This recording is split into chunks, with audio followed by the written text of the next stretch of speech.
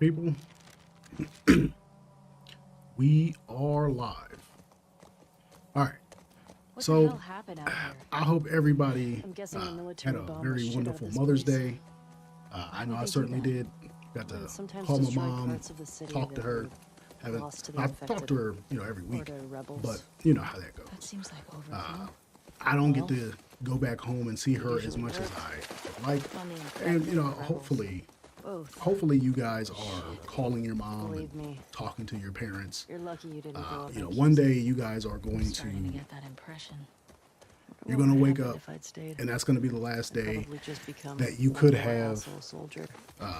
interacted with your I parents, can't see you taking and that's going to be a sad day. Yeah. I remember Good point. maybe gotta 20 say, years ago, I was expecting so the Seattle QZ that, to be a lot more. I lost my grandmother, Yeah. and I remember that day very, very well. What is it? She was up, Says she there was are running supplies around. of some Hold on, I'm kind. doing a sound check right now. Might be worth checking out. She was up, she was running around, and she was having a regular day, and she passed. Like, she came home, she was doing something, and she just fell over dead. Right, and that was the last day that we had all of her children, all of her grandchildren. That was the last day that we could talk to her. So Yeah, so when you start getting a little bit older, maybe they're all hiding. your own mortality How many will WLF you think kick there in. are Your anyway? own mortality is gonna start to kick in. Your these parents' days, mortality is gonna start to kick If in, we're lucky, and that'll things be are it. going We'll be to fine. We should stay things are alert. gonna take a different Stock up while perspective. we can. So, every single Mother's Day you get is special. Every time you get to get out there and talk to your parents, talk to your loved ones, that's a special day. So when Father's Day comes around, definitely take advantage of that. Call your dad if he's still in your life. But like I said, hopefully you had a very good Mother's Day and you got to talk to your mom. Now, today we are talking about something that's near and dear to my heart, Crush kind of way. and that is Relax. obsession. It's probably been As you like guys this for saw years. in the not gonna title, collapse today, we're talking about obsession I today, think. right? Are you guys obsessed with being better? Are you obsessed with doing more? Are you obsessed with getting more?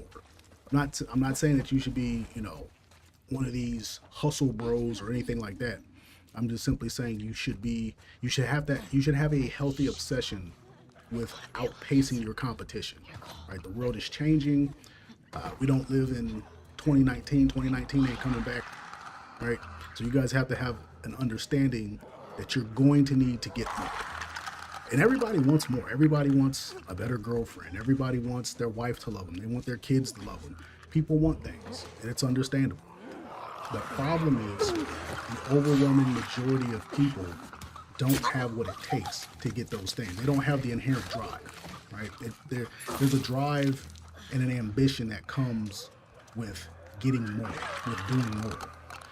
Now, I'm not going to go about this subject the traditional way. I'm not going to sit up here and talk about making money and hustle culture and all that kind of stuff. I'm just going to show you how other people do what they do. How are they obsessed? I want to show you the different ways that obsession manifests. But first, I want to show you guys something that I've seen. I got a kick out of it. Maybe you'll get a kick out of it too. List of all of the deadbeat dads was just put together and made public for all of us to see. The sheriff of this town did this in honor of Mother's Day. Mother's Day weekend that's coming up, we are making an effort to capture the top 10 deadbeat dads here in Suffolk County. Suffolk County has released the names of 10 fathers who are in arrears on their child support payments to their children's mothers, coinciding with the approach of Mother's Day. Notably, Gustav Schottker from Farmingdale is highlighted. Whoever came up with this idea as a way to celebrate Mother's Day weekend needs to give that person and this sheriff an award. Because hell yeah for coming up with this idea. Not only did this wall of shame include their photos, names, and last known addresses. They also told us how much these men owe in back child support. This man over $422,000. The lowest on this list, $154,000. The way I thought it had to be a woman who came up with this entire thing, but honestly anyone who's grown up without one or both of their parents realize how devastating this is on children, much less the people left to pick up the pieces. List of all of the deadbeat dads was just put. All right, so you guys see it. First and foremost, I just want to say, how do you get $400,000 in back child support? Number one, like they were maxing this dude out. Like they were absolutely destroying this dude. Like I could do the quick math, but that's a lot of money. That's a ton of money, first and foremost. Secondly, are we going to get a list like this for Father's Day? Like, are we going to get a list of the moms who don't pay their fair share in child support? Are we going to get a list of the moms who alienate the kids from the father? They don't let the father get his parenting time, right? They make life miserable for the father to go out there and see his kid. Are we going to get that?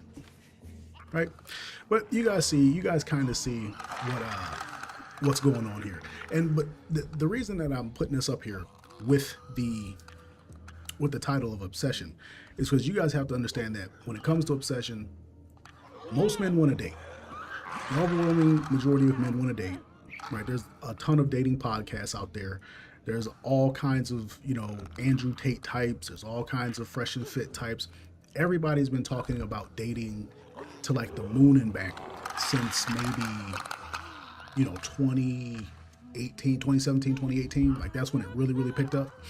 And everybody is obsessed with, dating. They're obsessed with these dating podcasts. And that's all well and good. Here's the problem.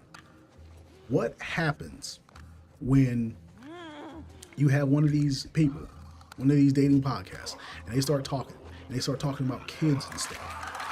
What always ends up happening? The women always start talking about how they are the ones doing the lion's share of the work, and they always talk about how they're the ones who are oppressed and whatnot, and blah, blah, blah. The women always have some sort of rebut that they all jump on. See, what you guys have to understand is women are obsessed. Right, keyword obsessed. They are obsessed with getting more. They are obsessed with making men the bad guys. They are obsessed with making you the bad guy. They want you to be the bad guy. If you're not the bad guy, then everything falls apart in their mind. Like we all know women aren't going to take accountability. It just is what it is. But the point is, and I'm not saying that they're right for what they do and for how they go about it. I'm saying that they're obsessed with making you a bad guy. They're obsessed with getting more out of you. They're obsessed with, you having to give to them. What are you going to give to them? That's right? all of them. Women are obsessed with feminism. Right? Now, we know that men are obsessed now. Like there's a big push now for the red pill and more masculinity. Yeah. But women have been obsessed with feminism for decades now. And when it comes to your success, you have to have the same maniacal obsession. And that's what I'm going to show you here. I'm going to show you some women who have some pretty crazy obsessions in the direction of feminism. And then we're just going to contrast that with the things that you want in your life. How obsessed are you? How crazy are you? How ridiculous are you in the pursuit of what you want? And here's the reason that I'm going to show you guys what I'm going to show you. Obsession, it needs to be a part of your life. It needs to be a part of what you think about. You wake up, you sleep, you eat, you think about it, you dream about it, you dedicate it, you cut out of your life. No parties, no staying up late, no alcohol, no Twinkies, no Snickers. Obsessed about anything you do. You want to be good at it, you need to be obsessed with it. All right. And it's going to be obsession bordering on crazy. The chances that you be successful at it and compete with someone that is obsessed with it is slim to none. It's the same thing as when I tell these content creators, you got to be willing to record yourself in the most uncomfortable situations. And you're going to look like a jack idiot, but you're going to get the video. Then people are going to be like, I want to do social media. Are you willing to be obsessed with it and record yourself when people are watching you? You're in the grocery store line? Are you willing to pop on the live stream with grannies and kids and all kind of people that are going to think you're a weirdo? Are you camera ready to jump on a live stream? Or do you have to wait? I got to put my hair, my makeup, I got to trim my beard. You ain't ready. You ain't ready. I'm camera ready. When I schedule my week, I'm camera ready. So if I want to do a vlog and pop out there, I don't have to take off my do-rag and wipe the do-rag line off. I don't have to be like, damn, I should have shaved. Damn, I ain't got the right clothes on. See, that's obsession. Those people you're competing against when you say you want to be that. I want to be fit. I want to be ripped. I want to be lean. I want to be rich. I want to be a social media celebrity. Guess what? So do they. And they're going to wake up every day ready to go. You are going to be ready to do it 2 times a week. If that. It's enough to say, I want to be it. But do you want to do what it takes to be it? Most people don't. They just say they want to be it, and they sit they lazy fat ass there 5 days in a row and not do it. You don't get to be an Instagram celebrity making 1 video a week when you feel like it. You don't get to be lean and ripped so you can be at the pool party with your whole body lean and ripped when you ain't putting in the work. You just want to show up and be that way. It don't work that way. Obsession, dedication, consistency. That's what separates the winners and the losers. I want to be rich. Bitch, you only want to be rich when it's time to buy shit. Do you want to be rich when it's time to wake up and put in that work? No, you don't want to be rich. Shut the up, all right, you lazy piece of shit. All right, people can talk, but they don't want to walk. They want to be out here when it's spotlight time and it's time to jump up here with 2,000 people watching you, but are you going to do the work? Nope. Are you going to do it every day? Nope. Well, shut the up. All right. That was Coach Greg Adams. He's a pretty intense guy at times. He's a pretty intense guy. But you guys get the point. You get the picture, right? What are you willing to do? Cool. And when are you willing to do it? Everybody wants to be successful in life. Everybody wants to have more in life. Everybody wants to get the house, the car, the girl, the family, whatever the case might be. But most people are not, they're not maniacal. That's why I put a picture of Michael Jordan on the thumbnail.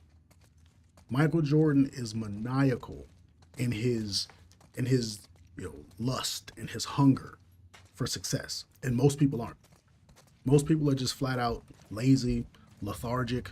They have no kind of drive. There's nothing that drives them that makes them want to be better. Right? I'm in here, I just started streaming. I told you guys, I've been telling you guys for like the past 2 or 3 months, when it comes to what you do, you got to step up. Everything is getting worse, right? Like there's becoming this gigantic divide between the people who have and the people who don't have, right? You have this gigantic divide that's starting to grow. I always say it. The economy is failing. Our economy is flatlining. Right? We got Trump tariffs everywhere, running wild like Hulkamania. What are you doing to outpace that inflation? What are you doing to get more? Most people aren't doing anything. They don't care. Most people absolutely do not care. They're not making any efforts. Now, they want to be successful, but are you obsessed with it? See, there's 2 ways that you can move when it comes to success. You can move out of fear, or you can move out of obsession. But if it's not one of those 2 things, you will not be properly motivated to go out there and attack. Most people are not properly motivated to go out there and attack their goals. The only 2 people who attack are people who are afraid and people who are obsessed. And that's why I think the contrast between the red pill space and feminism is a good contrast. Right? I think it's a really good contrast simply because you guys can see a lot of the feminists are moving out of fear. A lot of the feminists, they move out of fear. Right? And fear is an excellent motivator. It's probably one of the best motivators.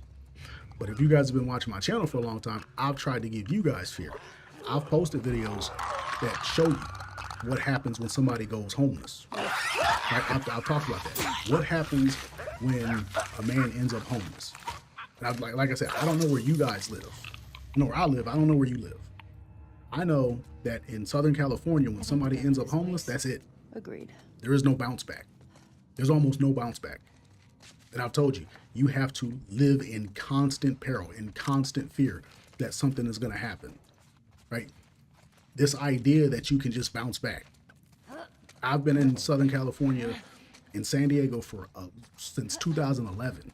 Hey, I've if been you out here lived in since the old world, would you 2011, with all that almost money? 20 years. I don't know. I have never seen someone bounce back from homelessness. You can get a Like farmhouse once you end now. up on the street, that's it. You're cooked. You're done. would You're you get? finished. A space shuttle. Right? So I've told people, you have to move You're asking out about of Hey, a it's sense cooler of than a urgency. You have to have a farmhouse. sense of urgency. You have to House have is way more a practical. overwhelming sense of dread that drives you, that pushes you. Right? And that's place that is for me. crazy. That for me, like it's scary, Shotgun but at the out same there. time, man, it's motivating. It brings you alive. It Alright, brings you to let's life. find that gas. So that's really what I want to address with you guys. That's what I want to get into with you guys. Right? Are you obsessed? Are you afraid? Are you going to do the things necessary to move forward in life? Right? And like I said, a lot of you guys are on my channel. A lot of you guys watch my channel because I talk about dating and whatnot.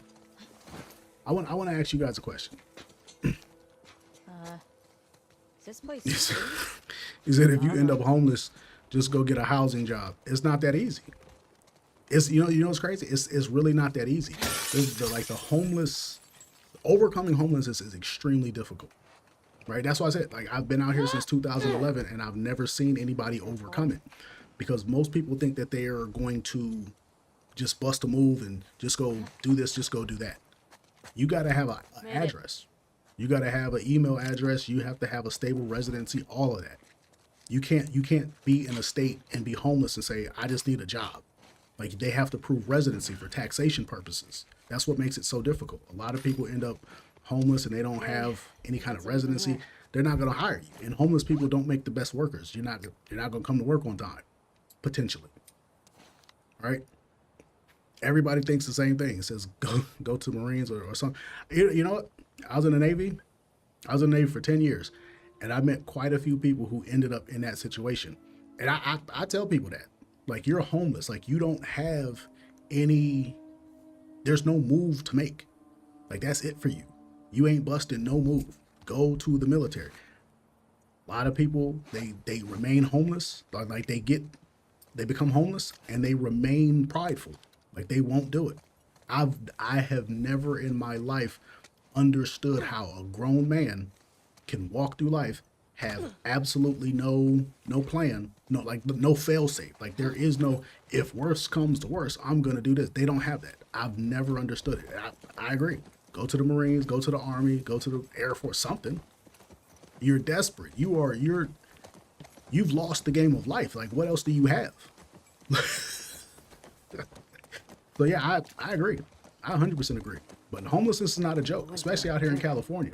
You might be able to bounce back in Beaumont, Montana, or someplace in Ohio, but Probably our WLF friends. Makes you think about the soldiers. yeah, that's pretty much it.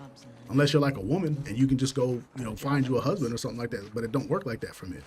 A lot of men are too prideful, but that's what I say. Fear will keep you alive. You know what I'm saying? Like, fear is the thing fear is an excellent motivator. If you are afraid of being homeless, if you are afraid of failing in life at that level, you'll be all right. You will take efforts. You will make efforts to overcome that. And that's what this whole stream is about. Are you obsessed? Or at a minimum, do you have fear of failure? You have to be obsessed with not being homeless. You got to be obsessed with having a better house, a better car, a better everything, a better job. Most people are not obsessed. What's the dude? Kai Cenat. Kai Cenat just started like a streaming university. He started a streaming university and he spent like $500,000 Easy jump. for people Don't to worry. just like go there, and there's like PCs already there waiting for him and stuff like that. And he was like, he doesn't want people to have any excuse to fail. Now, I don't know how this streaming university is supposed to work. I don't know what the deal is. I don't know, Check like, this out. is he going to be doing thing's content there with the people? I don't know what it is, but I think it's a stupid idea. I think he's building a bunch of people. All those people are going to fail. Everybody who comes through that is going to fail. You know why? Everybody who goes to Kai Cenat Streaming University is going to fail because they aren't making the investment.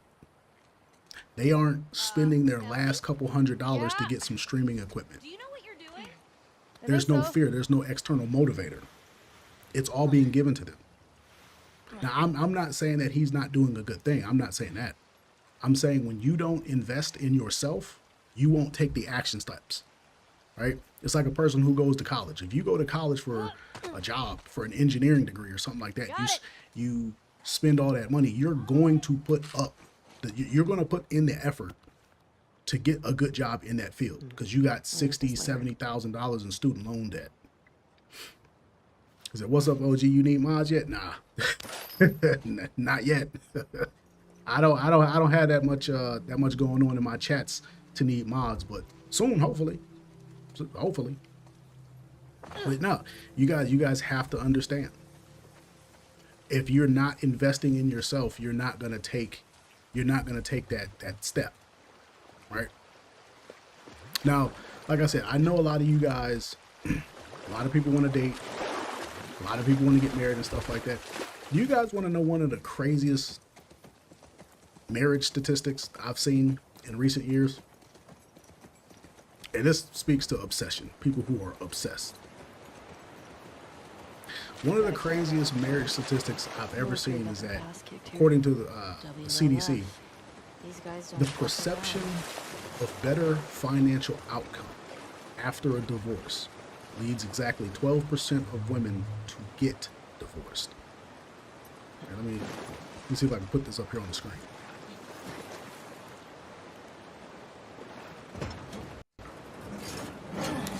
Whoa, Paste that. this guy was an officer. Traveling in a ration truck? The perception of better financial Yeah, outcome maybe. after Unsuccessful. divorce Yeah. leads sure looks that 12% of women to get divorced. I want you to kind of think about this. As to me, streaming is just a new form of entertainment industry. It is. Only a few will be at the top and be successful. I mean, that's 100% true. That's 100% true. Everybody's not going to make it in streaming. Everybody's not. It's not possible. Right? It's not mathematically possible. Like, I don't know if you guys make any content. I don't know if you're on YouTube or on Instagram or anything like that. But if you're on any social media platform, people will talk about the algorithm. They're like, oh, the algorithm hates me. Or they're like on YouTube, there's no shortage of videos that talk about, oh, you need to do this if you want to blow up. Right? You've all seen those videos, or at least you've seen the thumbnails for those kinds of videos. I want you to think about this. Do you think it's mathematically possible for everybody to be successful? Like, an algorithm is stagnant. It's finite. Like this, it's logic structures. It's just a bunch of logic structures. So if somebody actually has the ability to crack the algorithm by definition, in order for it to maintain financial viability, is going to have to be changed, right? So it's not possible for everybody to be successful, even if you're doing the right thing. Even if you crack the code and you do all that stuff, it's not possible. So you're right. Yeah. Only a handful of people are going to be at the top, no matter what. There's only going to be a handful of Kai Cenats. Everybody sees Kai Cenat and they think that they can be Kai Cenat. And the problem is they don't understand he just came along at the right time. He came along. Look at the dudes from Fresh and Fit. How did they blow up? Like, I get it. They had a very good formula. But nobody looks at Myron and is like, I want to be that guy. Nobody looks at him like that. And nobody looks at Fresh. They clown Fresh. From day one, they've clowned Fresh. Since Fresh said he had a body count in the thousands, like a few years back, and they got in that beef with Aber and Preach, people have clowned Fresh from day one. But think about it. They got lucky. They struck gold at the right time. So, whether it's skill, whether it's luck, whether it's timing, whatever the case might be, there's only ever going to be a certain amount of people who can be successful. So you're right. You're right. That's my rant on that. But yeah, the perception of a better financial outcome after divorce is what drives 12% of women to get divorced. So I want you to think about this. Do you think that woman just woke up one day and was like, oh man, I think there's a better financial outcome out there for me? She doesn't, like, women don't just wake up and think that one day. Like, they might wake up and think it one day, but they don't execute on the divorce that same day. They think about this stuff Yikes. for This guy's years. had a bad day. What is it? They have a guy in the cut Skeletons. that's already giving them money. Not how I'd want to go out. Right? They're I don't like those obsessed. astronauts. Right? They are obsessed with getting more. They have a thought in their mind that I can do better, that I should have more. I should be getting more in this marriage. Well, at least they died for something And it drives worthwhile. them Exactly. to destroy. And keep in mind, they don't even have it in hand. They don't even have the money in hand. It's just a perception. But they're obsessed with this, and they take this wild shot. Now it almost always fails them, right? It almost always fails them. It says we what? We've got to grow up emotionally. Yeah, that's true. I mean, emotional growth is key. Like you can't stay Ration trapped in red pill distributions. rage. You can't stay In trapped in Boston, whatever we line up the emotional blocks, state that and the you know is food holding you sucked. back. I go crazy. Right? You can't stay trapped in that emotional Some state. You people have to did. move forward. But yeah, but like I said, with obsession, women are obsessed with having more, and you don't see most men who are obsessed with having more. Everything women do, like if you really watch the red pill Valiant music content, shop. and then you Should we watch check it this with an out? with the mindset of obsession, women are obsessed with certain things, but men are not obsessed with certain things. Men are just they're upset, Man, but they're not imagine this place obsessed. when everything was They're intact. upset that they're not getting Just certain goof things. off, They're play upset some that instruments. they can't be spend some average stuff to start a anymore band. and get You women. don't know how to play anything. I mean, I But could there's no definitely obsession to figure it out. become greater. There's no obsession to have more. There's no obsession to be better. All the while, like I said at the beginning, the economy is collapsing, and you got all these people not busting any move. Everybody wants something handed to them, just like the Kai Cenat thing. Yo, Kai Cenat is handing people opportunities to go to a streaming university. You are not going to be successful if you do that because the opportunity is handed to you. You are Wow, not that really was- investing in yourself. That was an When interesting you beat. spend your own money, when you Excuse spend me. $1,500, $2,500 of your own love money you. and you see your bank account Never. getting lower and lower, starting a band. you're going to go out there and be like, nah, I got to Will make some you content. be my You're going to be upset. You're going to groupie? lose sleep. You're what? Well, okay. Fans apparently Right. had these hardcore fans. You're gonna that lose just follow them sleep. around. Isn't I've lost sleep that over what I'm making already content. doing? Like, man, I got to make better content. I'm sitting over here Guess so. making videos, checking the analytics. Only 200 people watching a video in a day, and I'm over here stressing. I'm pulling my hair. I ain't even got no hair. I'm plucking my eyebrows. Like, man, what do I have to do? Streaming is the final frontier. I didn't want to stream. I just wanted to cut my videos because I'd put time and effort into learning how to edit videos. So I just wanted to cut these videos, put them out there, and make another one. That's what I was going to do. Make hundreds and hundreds of videos. But making videos on demand ain't it no more. That's not it. People want to be a part of the conversation, just like y'all are there's 4 of y'all in the chat. Just like there's people in the chat. People want to be a part of the conversation. That's the new frontier, streaming. All right, streaming. That's the new frontier. So I have to do that. So I gotta be like, all right, what do I need to do? I gotta make segments. I gotta do all this stuff. You see all these people out here streaming and doing it at a high level. You gotta jump out there. You have to be obsessed, right? He says, facts. It pays the cost to be the boss. I mean, that's the reality. That's the reality. If somebody hands you something, you don't appreciate it the same way as if you had to fight for it. When you have to fight for it, like you ever see the old cats that hate on the young cats, like whether it's the NBA, whether it's rap, whether it's anything, the old people had to fight for their spot. They had to fight for that. It took me so much to get here. I'm going to act maniacal in order to keep it. Like that's what ends up happening. That's why I tell people, this is why women can divorce you. This is why 12% of women divorce men when they have the perception. Let me move this down a little bit. Right? The perception of better financial income after a divorce. 12% of women are willing to just hit the eject button because they didn't really invest. I want you to think about this. What do women invest in a marriage? Like, okay, sure. They have kids. They might have kids. They might, give up their body. But if they're young enough, they're going to bounce right back, right? They go to the gym, they get it all back together. What do they really invest? Like if a woman divorces you and y'all didn't have kids, what did she really invest? She didn't invest anything. And that's the thing, that investment, the financial investment. Yeah. I've told you guys that men should never involve themselves with married women, like never cheat on a married man's wife. Like if you know, like if you're not in a marriage and you're dealing with a woman and she is in a marriage, never deal with her. Why? Because that man will crash out because of the investment. It's not even the disrespect, it's the investment. He had to pay for that woman for however long they were together. He looks at it as, you're getting for free what I gotta pay for. I'm paying for this. He gonna crash out.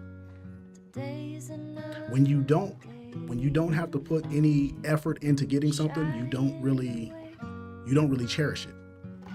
Right? That's even your things in life. In life.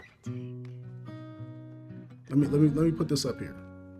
In life, when you don't cherish stuff, you are 100% just gonna take it for granted.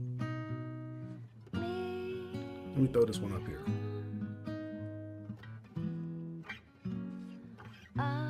Peer or social influence leads another 13% of women to getting divorced.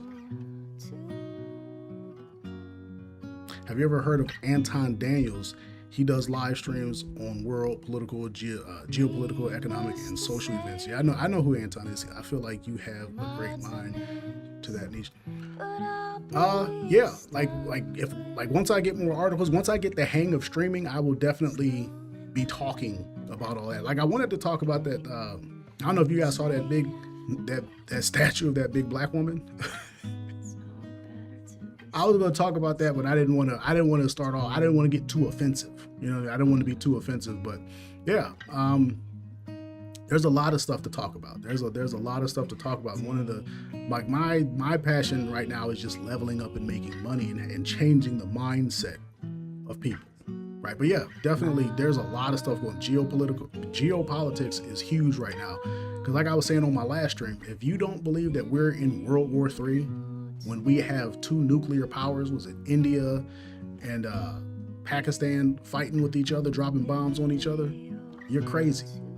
Right. So, I mean, if we fully go to World War III, I guess leveling up don't really matter because everything is going to get blown off the earth anyways. But in case that's not, in case that doesn't happen, you definitely want to be in a position to survive the other side of this skirmish, between all these countries, right? I think Trump and China sat down, and the Trump administration was touting meaningful talks. Like they had meaningful talks, and I guess progress is being made. Now, that doesn't mean anything until a deal is made, but think about it. On the other side of this trade war is uncertainty, right? It took decades to put the United States in a position of power economically and trade-wise. So all of a sudden Trump comes along and he pulls this tariff, Okay. We only listened to it this like tariff 100 times war. together. He pulls this whole gambit, and whether it works or it doesn't work is going to breed uncertainty. And other people throughout the world have already made deals I don't think there's for anything trade else in here. with China and amongst themselves. So they sort of kind of started moving on without us. So even if we are able to get some deal going, that uncertainty is always going to linger, right? They want stability. Everybody else in the world wants stability. So you guys are going to want to put yourself financially in a better place. Like the inflation's not really going anywhere just because of uncertainty. Uncertainty on the markets leads to inflation. And if you don't have the facilities to go out there and make sure that you can outpace the inflation, That's pretty you're going to be good. wrecked. Says facts. The India and Pakistan conflict right now is crazy. I feel like not a lot of people in the U.S. don't know. Yeah, most people don't know. People in the U.S. don't really think about stuff outside of the U.S. I'm not even gonna lie to you. I didn't know Pakistan and India were even neighbors. I didn't even know that. I don't know anything. I'll admit I'm a dumb American. I'll admit, like when it comes to like geopolitics, I don't know until it comes across my Twitter feed. But I know that they're both nuclear powers. right? From being in the military, I know India and Pakistan are not. They are not. They're not a joke. They're not to be messed with. So it's like now that they're kind of going to war with each other, it's like, oh man. Haven't seen one of So these you in a add while. that on top of trade wars and China trying to take Taiwan. If we get through the summer, we might be all right. But you're gonna want to be in a better position financially, and this is why I'm telling people, stop thinking about women and start thinking about money. Fear is an excellent motivator. I'm not really afraid of nuclear war because if it happens, that we all gonna die anyways.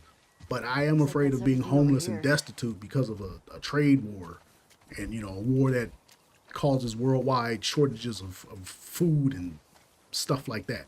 So I want to put myself in the best position. And as a streamer, as a content creator, streaming is the only way to really do that. That's why I'm saying, if you guys make any content, just start streaming. Get on stream. Like, you have to do something more than what you've been doing. What I always challenge people is to think about it like this. What are you doing today?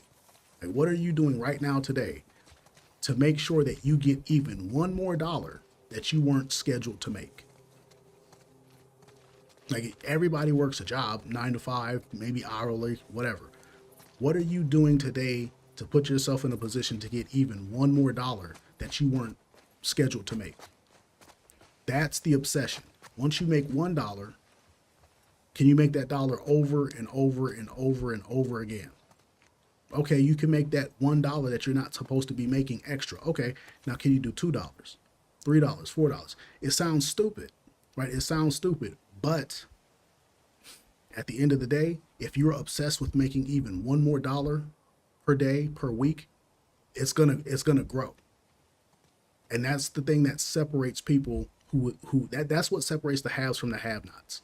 You don't see many people who are way at the top who are outperforming the people, or you don't see many people at the bottom who are outperforming the people at the top, because the people at the top are just obsessed.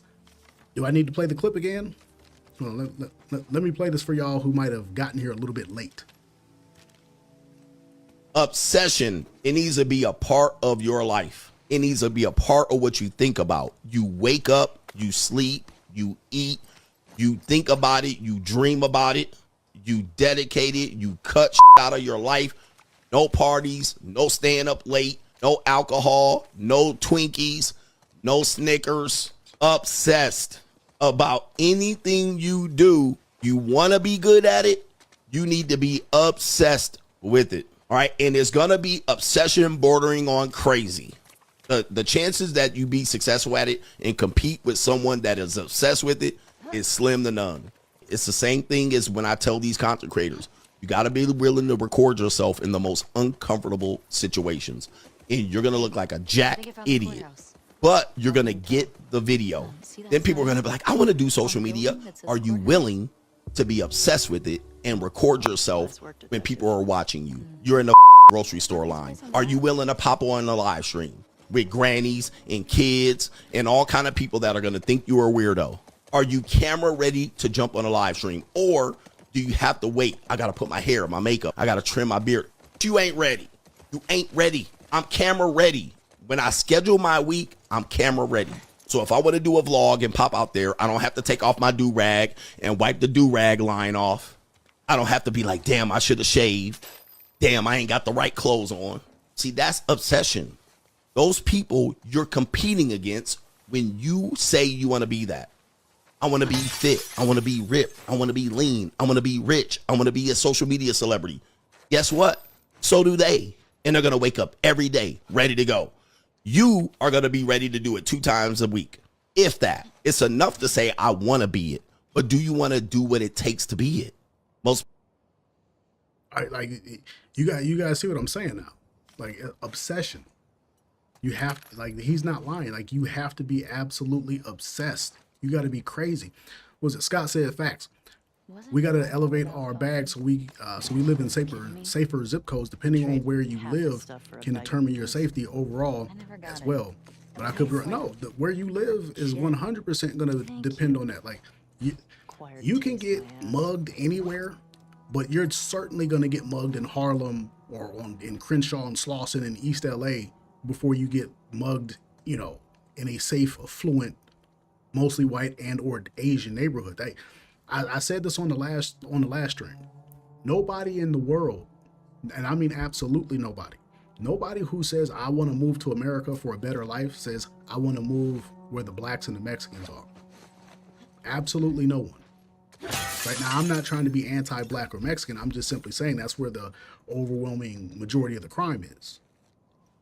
So you're right, yeah. Nobody is saying we need to move to the high crime areas. And high crime areas, blacks and Mexicans. But yeah, like if you're not elevating, you're not going to live in a good place.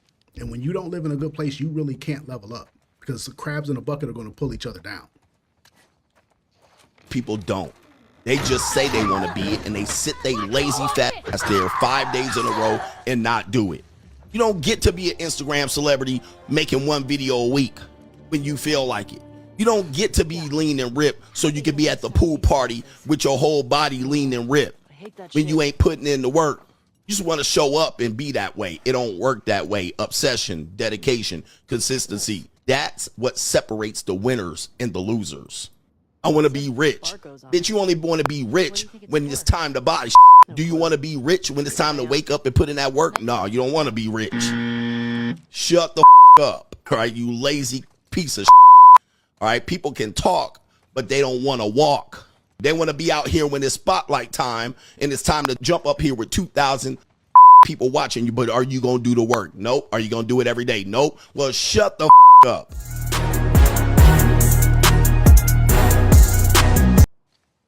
Yeah, that's just what it is. How bad do you guys want to be more successful? I personally, I want to be successful.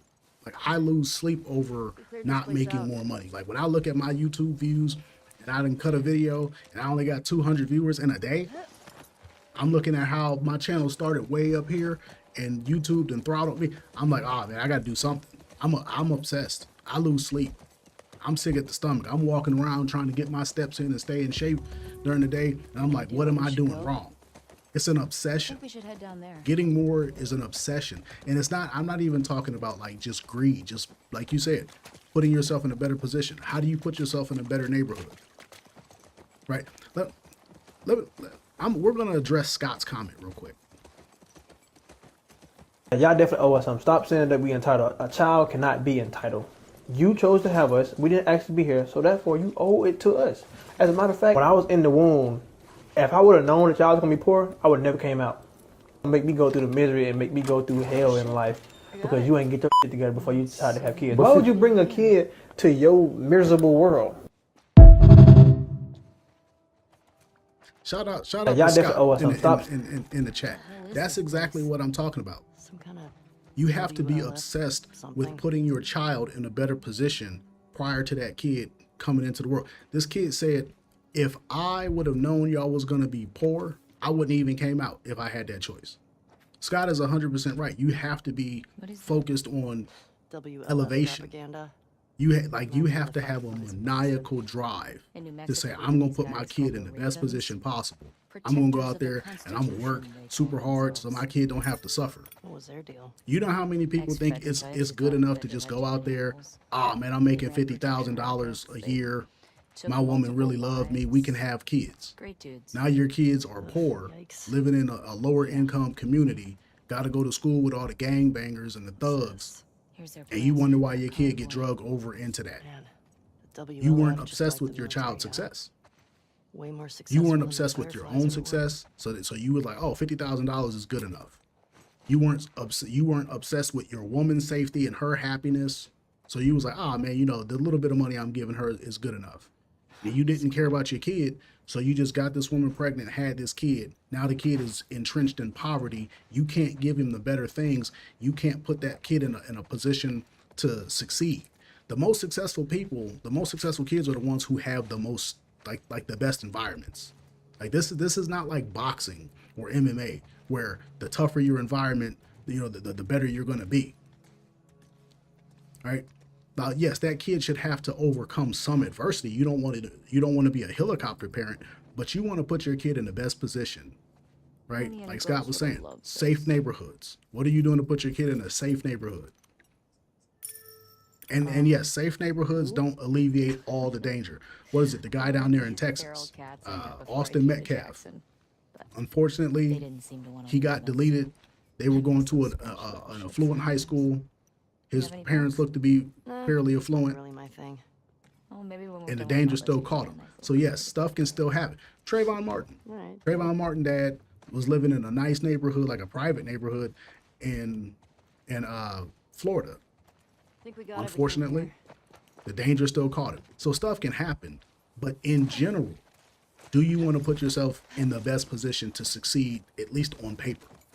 It takes obsession, especially in today's day and age. It takes an obsession. Are you obsessed? I am. But, you know, that's neither here nor there. I think I got a whole bunch more videos for y'all. I just wanted to show that video because of the comment that Scott left. Right, your kids can't choose for themselves. Your kids cannot choose, Where are you going? and your kids should not be Something back here. You don't want to victimize your kids with your own laziness, right? Like imagine your kid being put in a bad position. Imagine your kid falling to gang violence, getting involved in gang violence because you were too lazy to put them in a better neighborhood. Like, you know, like people don't want to look at it like that. Like, I understand you could have a kid and you can put them in a great environment and they can still just seek out the foolishness. But just imagine having a kid and not doing more to put them in a better position, and then that happens. I'd be sick to my stomach. But we've digressed. Let's see. I got a few more videos for y'all.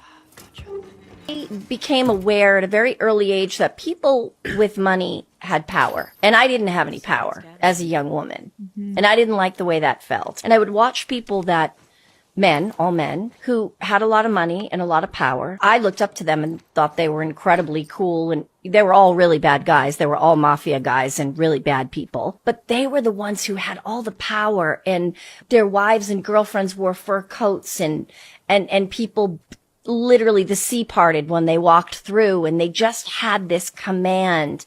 And that to me was like, they had it. They had stature. They had money. They had power. So I equated money with power very early on. And as a woman, I'm sure you know how freeing it feels to have financial independence, because you don't have to be with any man you don't want to be with. For women, financial freedom is true independence. Those little patriarchal bitches that, you know, are shivering in their panties right now, because I can't. To be financially independent to me is what makes me the happiest, me feel the most free. I don't ever have to do anything I don't want to do. I'm not even mad at you have to be next to a powerful man. Go ahead, get next to him and use him to level up. Just step right on him and just level up. Don't stay under him. If you do what you have to do, girl, use him, get right next to him, pick his pockets, and keep it moving. Don't be in an apron cutting his meat, honey. Do you guys see how obsessed women are with having more, with not having to deal with men? Do you see how obsessed they are with wanting their own? They want freedom. They don't want to be around you. They don't love you. They don't like you. They can't stand you. Right? They are obsessed, absolutely obsessed. They are absolutely obsessed with wanting to have more and not have to deal with you. Right? You guys really got to understand, women don't like you. And these women are upset. This is Ellen Pompeo. She is like the lead actress on that show Grey's Anatomy. I don't know if you guys have seen it. You've probably heard about it. Grey's Anatomy came out like, Fuel distribution. Here we go. I want to say it came out in like 2004 or something like that. Like, it's been on for about 20 years. Austin always had food And shortages. Hungry. it's TV, but it's been on for a super ultra mega long time. And one thing this woman said, and oddly enough, she said something that sounded like the guy from Goodfellas, right? She's talking about like all these Italian mobsters who had all of this money and this power and this influence. She saw it and she became obsessed, and that has driven her whole psyche. But this is what I'm telling you. This is most women. Let me put this up here real quick. The desire for personal freedom and independence. Right? The desire for personal freedom and independence. This woman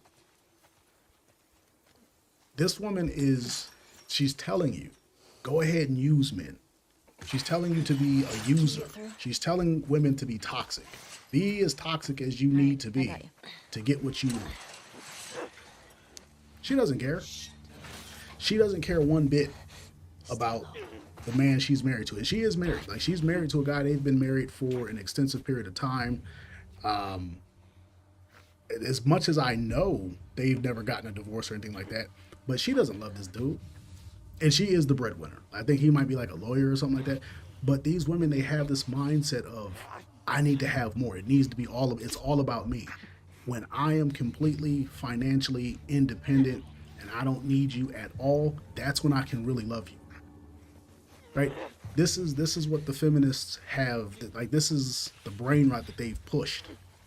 They have pushed that brain rot to the women because they're obsessed with they're obsessed with overtaking men. Most men have always just capitulated to what women wanted because they just wanted an easy life. Right? This is how the feminists gained power. They wanted men wanted an easy life. It used to be easy to get with women because the women did need the men. So you didn't have to have $100,000. You didn't have to be 6 foot tall. You could be average and you could get the wife, you could live the life, you could just be an average Joe. But the women, they hate the men. So what is the overarching, what is the prevailing narrative of feminism? You need to be independent of the man in all ways, shapes, and form. That way you can leave at any point in time. They can't love you if they can't leave you. They feel trapped and everything like that. The problem is most men are not obsessed with having more. Like, Fresh and Fit, what is one of the big things they talk about? Leverage and options. Coach Greg Adams, I just played his clip. Leverage and options. He's always talking about leverage and options. You ever notice that women who, even if they have money, they're less likely to leave a man who has money because they know they can't get another man like that? Like, they are way more prone to staying in those relationships. Now, they'll leave eventually. And in today's day and age, they'll leave because they know they can get back. They're obsessed with getting more. This woman said, go ahead, step on that guy. Just step on him, use him. She's talking like a complete Machiavellian psychopath. But this is the world we live in. So what I would say to you guys, what I would ask you guys, are you guys obsessed with getting more? I'm not going to tell you to be obsessed with using them or getting over on them. I'm going to say, are you obsessed with having more from the standpoint of your own leverage and your own options? Right? You should be obsessed with having leverage and options to be able to get rid of women and not be annoyed by them. The same way that they're obsessed with getting more, you should be obsessed with getting more. They're making it a competition. You can't sit back in 2025 and just be like, oh, life isn't a competition. I'm okay with having less. They're not. And they're making everybody's life miserable. The desire for personal freedom and independence is driving 17% of women to just get divorced. I want freedom. I want independence. What did that woman say she equates to freedom and independence? Money. It's not about it's not about girls' trips and are you allowing her to go where she wants to go and things like that. She wants her own money so she can do her own thing. She doesn't want to be one with you. She doesn't want to build a family with you. She doesn't want to listen to what you have to say. Women are obsessed with overtaking men. Right? This is why I tell you guys, you should not be obsessed with dating women. You should be obsessed with having more, putting yourself in a position to where women have to submit. They got to throw off the feminism when they get with you. Most men are not in that position. Most men are not seeking a position like that. And then what happens? You get people like Shannon Sharp.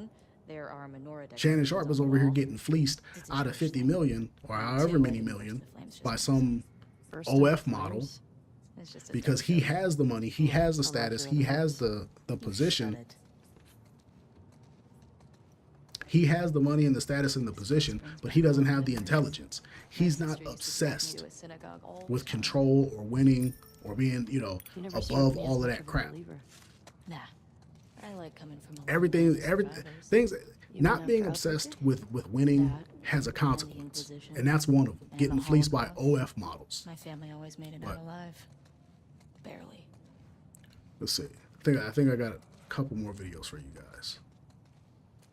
Demeaning to give an adult an allowance. But like she doesn't have any money because she can't have a bank account. Yeah, she credit card. Right. And she couldn't get a job, so she wouldn't be able to earn. Right. And so a lot of things have changed now. That's how it used to be. It's really hard sometimes to like completely break out of the mindset of the way that things were. Since I was born in the generation 1920, or before that, I didn't experience that. So. You didn't experience that, but guess what? There's always a consequence to those types of things. Always going to be work that needs to be done in what we call marginalized communities. Marginalized means groups of people who have had their rights taken away. Does that make sense to you? Right? You're a boy, you're going to be a man. It's important for you to know the history of women too. It's important for you to understand. I know a lot of history. I don't seem fair about women. Okay. So this is what I'm talking about when I talk about obsession. You have a young man, young boy. I don't know how old this boy is. He looks and sounds very young, like 7, maybe younger than that, but 6 or 7, maybe younger than that. I don't know. This kid is very, very young, and his mom is already indoctrinating him for feminism. She's already trying to, inundate his mind with this bull crap about women weren't allowed to have credit cards and bank accounts, and she's trying to induce victimhood upon her son in the direction of women, right? I want you to really think about that mindset. Do you still pray? These women are absolutely obsessed with female own group preference. This woman is not teaching her son, hey, women can falsely accuse you. She's not teaching her son, hey, if a woman puts her hands on you, she's allowed to hit you, but you're not allowed to hit her. And if you do hit her, all the simping forces are going to activate against you. She's not teaching her son about dangerous double standards that are going to come his way in life because of women. She's teaching her son to see women as marginalized, to see them as weak, to see them as victims, right? That is how prevalent feminism is. They don't care about young males. They don't care about children. Feminism teaches the destruction of the child, both male and female, but it teaches definitely the indoctrination of the kid. Give the kid destructive ideologies. Right? They're giving these kids destructive ideologies. Why? The what? Because like I said, women are obsessed. Like a Jewish Bible. They're obsessed with feminism because they think that's their way out. They think that's how they're going to level up.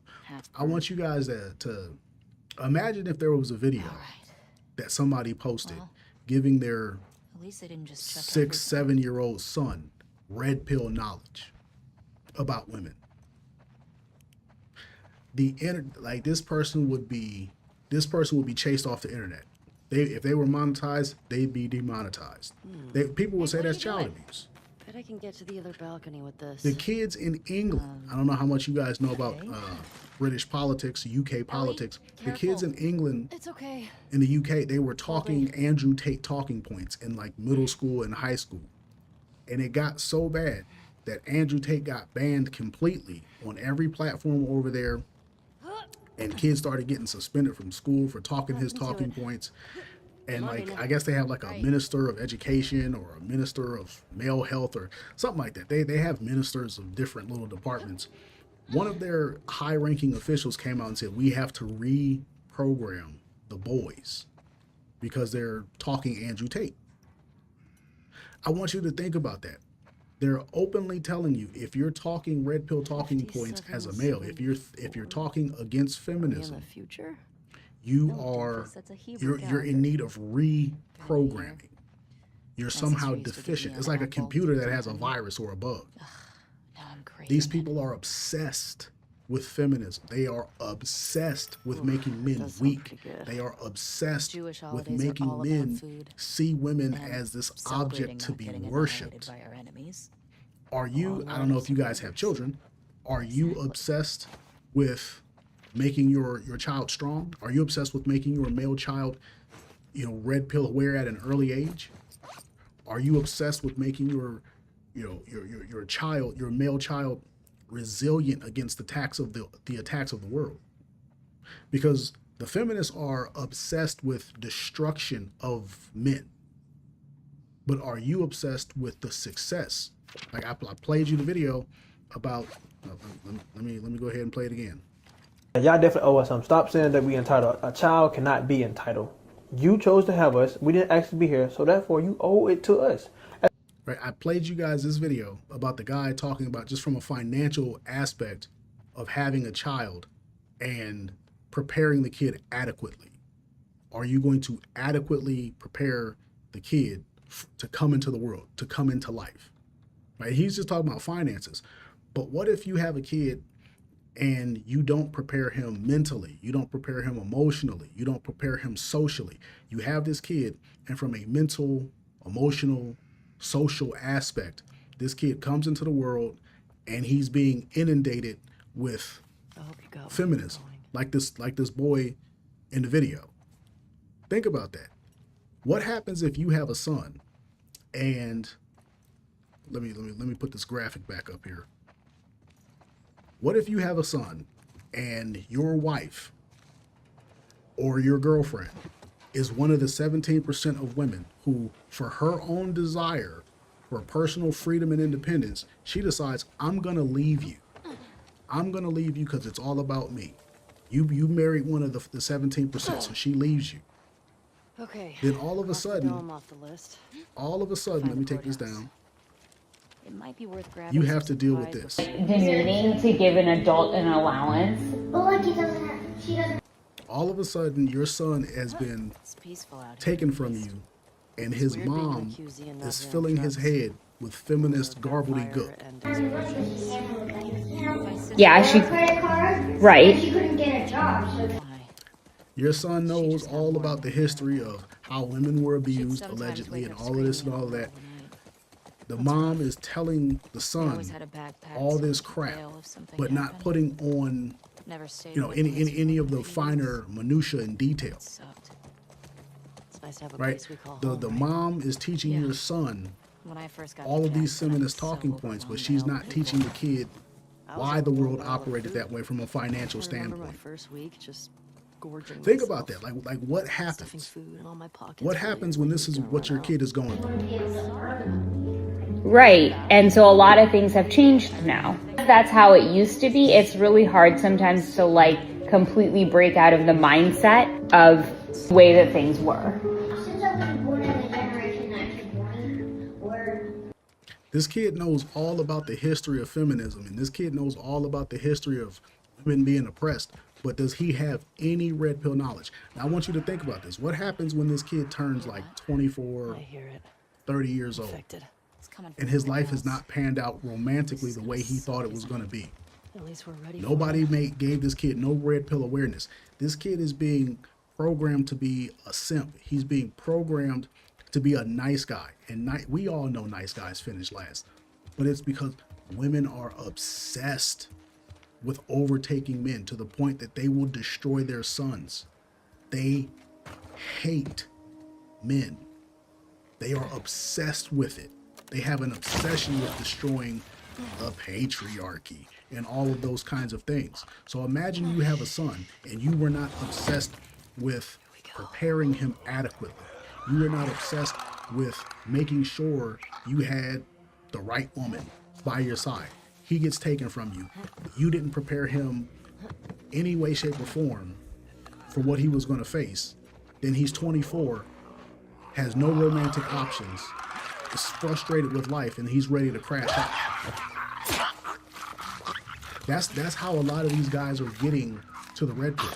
Their dads were not obsessed with building them into winners, but the moms were obsessed with destroying them and inundating them with feminist ideology. This is why I tell you, obsession. Now, I personally would have a fear. I would have a fear that my son is going to be taken from me.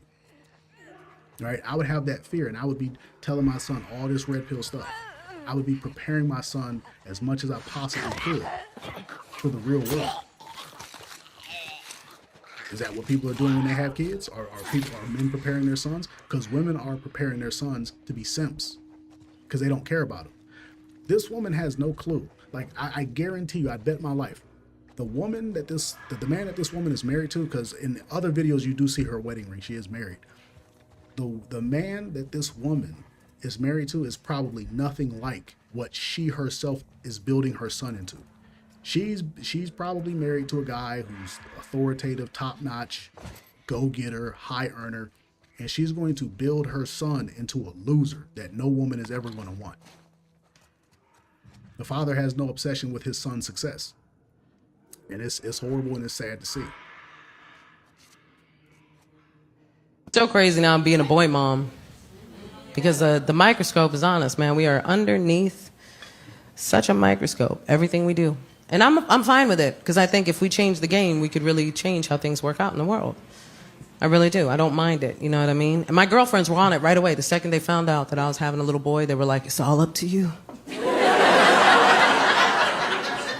You got to fight the patriarchy.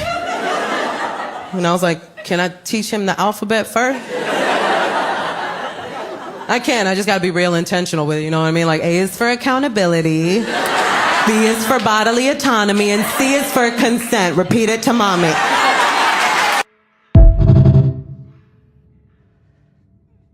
Okay. So you guys see what I'm talking about here. You see what I'm talking about here. That was the same woman on the left side of the video. That was the same woman who had the son, who she was talking the feminist talking points to. And then she went to she's showing a clip of a feminist comedian saying the exact same thing. Oh, I'm having a boy mom, or I'm about to be a boy mom. I'm having a boy. And all of her friends, the sisterhood, they are conspiring with her, or they're conspiring against that young boy to ensure that he is programmed into being a feminist. Do you guys see how quick women dive on things? They are obsessed with overtaking men. They are obsessed with subjugating men. They are obsessed with destroying the patriarchy. They're obsessed with it. It's in every fiber of their being. It's the only thing they think about. It's the only thing they care about. It's borderline crazy. What did CGA say in that first clip? It's going to border on obsession. It's going to border on obsession. I'm not going to play the whole thing, but I will rerun it. Obsession, it needs to be a part of your life. It needs to be a part of what you think about. You wake up, you sleep, you eat, you think about it, you dream about it. These feminists, they wake up. It's a part of what they eat. It's a part of how they sleep. It's a part of every aspect of their life is feminism. Every aspect of their life. This woman is pregnant. The boy ain't even came out. And her friends are already talking about, you got to program him. They're talking about changing the game. They want, from the very inception of this boy coming into the world, they want him to be programmed to be a weapon for women. I want you guys to really think about that. They want this kid to be predisposed to loving women. Is there anybody advocating on the opposite side? Is there anybody teaching their daughter how to treat men? What if there was a comedian out there talking about, oh man, you about to have little girls? Hey man, you can change the game. You can teach your daughter how to be submissive. You can teach your daughter how to cook and clean and how to obey a man. People would go crazy. They would tar and feather this dude. They would tar and feather that comedian if he was talking about, oh man, my friends pulled me aside and said it's time for me to change the game. I'm having a little girl. She gonna be submissive. She ain't gonna have no high body count. She gonna learn how to cook. She gonna learn how to clean. She gonna learn how to be fit, feminine, and submissive. Could you really honestly imagine if somebody did that? People would lose their mind. But yet the women are allowed to say whatever they want.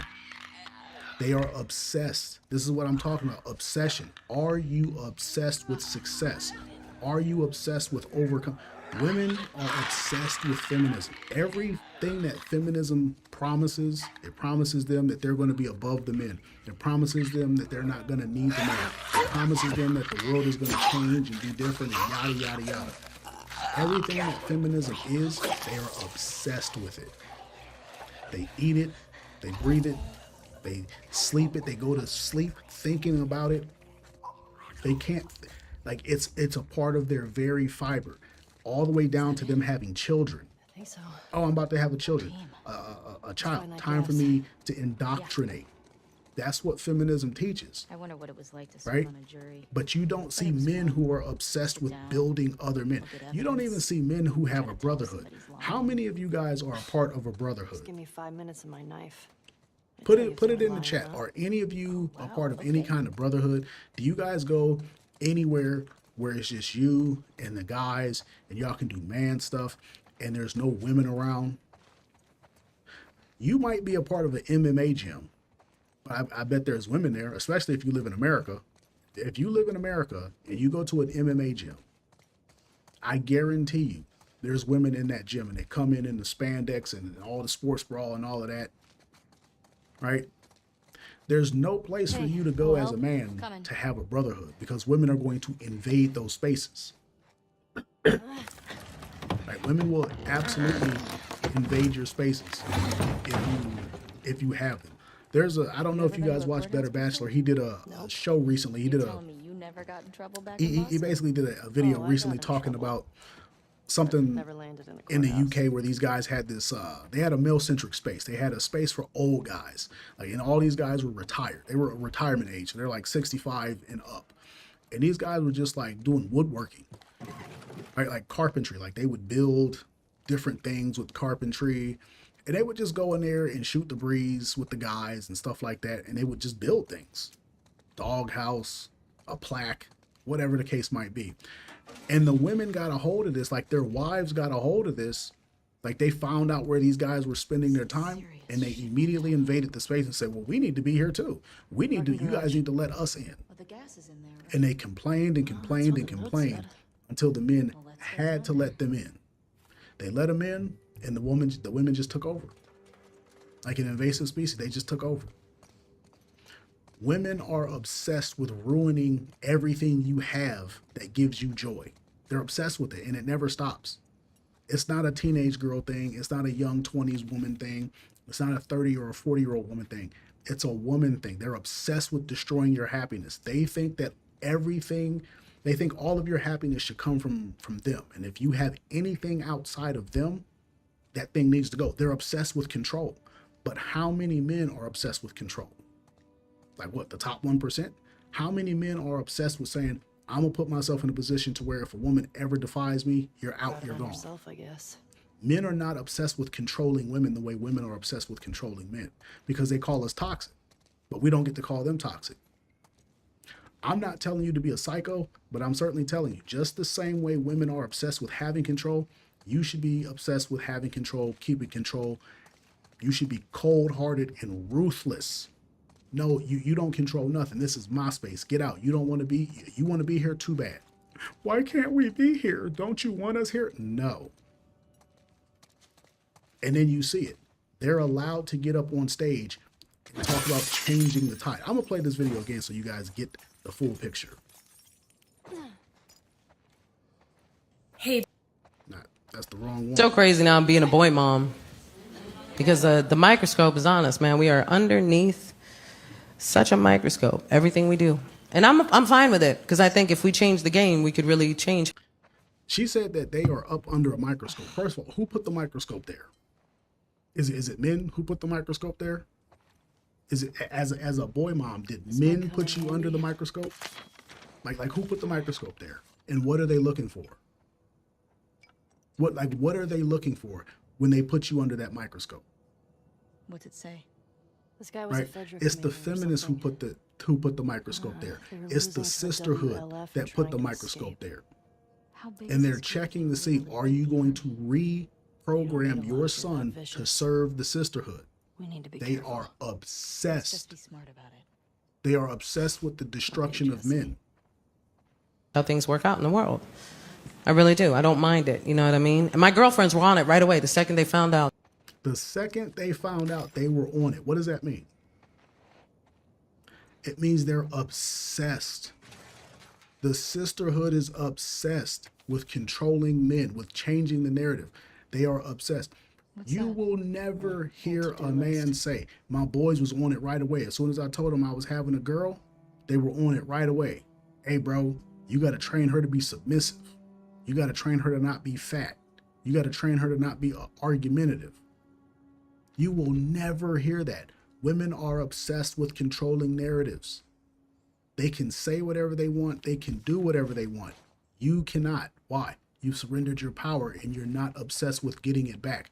You're not obsessed with getting your power back from women. You're not obsessed with getting your power back from the government. You're not obsessed with getting more money in life. You don't want more money. You don't want a better position. You don't want to be treated better by the government. You don't want to be treated better on your job. You don't want to be treated better by society. You don't want your girlfriend to treat you better. You just want an easy path. There's no obsession. Meanwhile, women are pulling their girlfriends to the side and saying, hey, if you have a boy, you know what you got to do. You got to make him bow down and serve us. They're obsessed. It's obsession. And they sound, what does CGA say? It's going to borderline on crazy. Does this not sound crazy to you? That you're pulling a woman aside saying, hey, your unborn child, he belongs to us. You gotta reprogram him to serve us. That doesn't sound crazy to you? That I was having a little boy, they were like, it's all up to you. It's all up to you. That means that they have in their mind a thought process that she is going to do their will.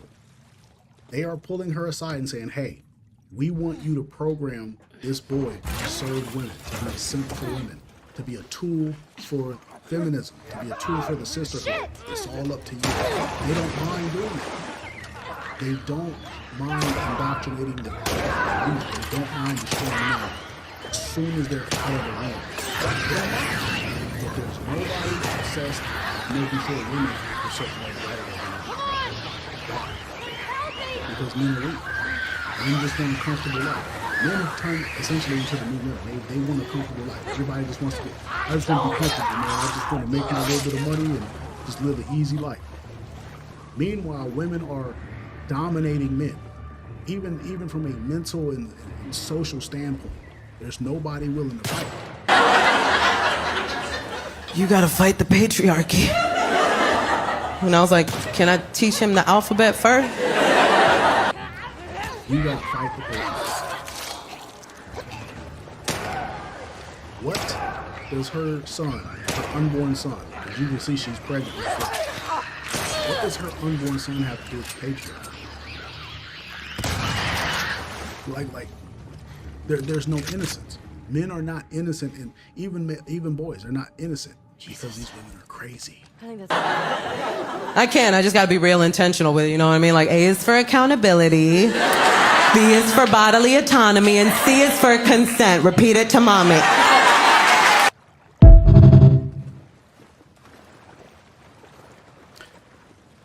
So what this woman is saying is she's going to subversively teach her kids. She's going to subversively teach her children about consent, and a feminist talking points. She's going to be subversive. That means everything. She's not going to come right on out with the feminist sledgehammer. That means she's going to sprinkle it here and there, which, you know, when you are subversive and you're very sly and it's very subtle in the way that you do things, that's actually more effective because people don't know people don't actually know what's going on. They don't actually know that they are being inundated with this. Right? That's obsession. Now, and this is what I say for you guys. Are you obsessed with every portion of your life going the way you want it to go? Are you obsessed with in every portion of your life getting more for yourself? I'm not telling you to be like greedy. I'm just simply saying, are you obsessed with getting more? Are you obsessed with having more? Are you obsessed with things going your way? Women are obsessed with things going their way, getting what they want, having as much as they want. Men are not. You don't have any fear of what's going to happen in 5 years, 10 years when women have taken over. You don't have any fear of what's going to happen to your child when your child is turned into a chimpanzee. Right? You have no fear. There's no fear, there's no obsession, there's no drive, there's no motivation. And this is why men are in a bad spot. Okay, let go. Right? And this, you have to think from that basic standpoint. If you don't have an obsession to make sure your child is doing well, how are you going to have an obsession to get more in life? Because people who are obsessed with getting more in life, they're obsessed with every aspect of their life. They're obsessed with the clothes they wear. They're obsessed with the food they eat. How you doing back there? They're obsessed with, you know, the car they drive, the house they live in. Same. Everything is not enough. Everything is inadequate. This is why I'm talking about something as basic as just having a kid. Just outside of And how women process the fact that, oh, these kids belong to us and they're supposed to serve us. Sounds lonely. Why are there no men being obsessed with people serving them? Like raise sheep and milk cows? Are you making Right? fun of me? Gotta think about it. Obsession. What are you obsessed about? It actually sounds kind of nice. See if I got another one up here. So when people ask if it was... But hold up. Not that one. This one. Hey, being rail thin, hairless, and wrinkleless is what a little girl looks like. That's what a child looks like. And we've been taught that this is the peak of desirability because the male gaze centers little girls as what is desirable. Think about it. Think about it for 5 seconds, okay? It is not normal to have the aesthetic of a child when you're an adult, but that's what's shoved down our throats because when we are obsessed with spending our time, money, and energy to be rail thin, hairless, and wrinkleless, we're not thinking. We don't have the energy to think about anything else. And if we did, the world would be a very different place. And the people who are attracted to little girls wouldn't be in charge. All right? So remember that the next time you're stressing about your crow's feet. They're normal. They're a sign that you're alive and that you're a woman and that you have experiences that could inform an opinion and action that might change things so that the creeps are no longer in charge. Okay? Okay.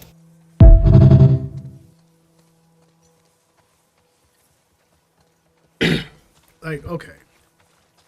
Do you guys see what I'm saying here? Women are obsessed. They want to control the male gaze. They want to say, okay, if you are built a certain way, it's because men are creepy. How is everything men's fault? Right? This woman does not want to she doesn't want to take care of herself. She doesn't want to keep herself in shape. She wants to get fat. She wants to let herself go. Because this woman is not like, she's not like big chested and wide hips. And it's not like she's out here, you know, really working with. She's not stacked, as we'd say back in the day. This woman is not stacked. Why is this woman so obsessed with controlling the male gaze and, you know, how men view women? Men say, oh, we want women who are smaller because smaller women are just objectively better looking. Right? This is an objective truth. It's a scientific truth that if you take 1,000 bigger women and you take 1,000 smaller women and you ask 10,000, 100,000 men who looks best, like if they use like eye tracking software, if they use software that tracks like the pupil dilation and sweat pores and stuff, it will be very apparent that the smaller women are more attractive to the overwhelming majority of men, right? Because being big means you're technically unhealthy, and your limbic system, your animal brain, can track that. right? It can track that, even if the social construct says, accept big women. That's neither here nor there. People do have body preferences. The point of the matter is, this woman is obsessed with controlling the male gaze. Women are obsessed with controlling men. Now, I'm not going to get out here and say that men should be obsessed with controlling women. That's not what I'm going to say. Because trying to control women is a worthless endeavor. It brings you nothing. It brings you nothing but headaches. It's a full-time job, and it distracts you from everything else. Hold on. It distracts you from nearly everything else that is going to be actually factually meaningful and productive. Right? You want to make money, you got to cut women out of your life. So I'm not telling you to be obsessed with controlling women. I'm saying women are obsessed with controlling men. How they walk, how they talk, how they think, how they act. And I do mean walk and talk. Like man-splaying, not splaining, splay. It's like when you ever see the guy who's sitting on the subway and he's got his legs open. Maybe you go to some place and there's this guy who obnoxiously has his legs like wide open. That's a splay. A man is taking up a whole lot of space. Women will see that and they'll associate it to all men, right? So they're obsessed with controlling like how men sit. They are obsessed with controlling how men walk down the sidewalk. You'll be walking down the sidewalk, and I've seen this, right? I live in a pretty nice neighborhood. People like to get their steps in. You know, they walk around in the sunny San Diego. You'll be walking around, and you'll see women on the right side of the sidewalk. Now, if you're walking, as you walk on the right side of the sidewalk. Right? That's just how we do things in America. They will get over on the right when they're supposed to be on their right. They'll be on my right when they're, their left, my right. And they won't get out of the way. And like, we'll be like 2 feet from each other and they'll look at me like I'm crazy when I don't get out of their way. They want to be able to control, they want to be able to control you, right? Women are obsessed with controlling men in just even micro interactions, right? Micro interactions, they're obsessed. This one, wanting a woman who's thin is somehow gross, is patriarchy, this and that. How many of you men are obsessed with anything in your life the way women are obsessed with controlling men? Are you obsessed with making more money? Are you obsessed with making more content? Are you obsessed with making better content? Right?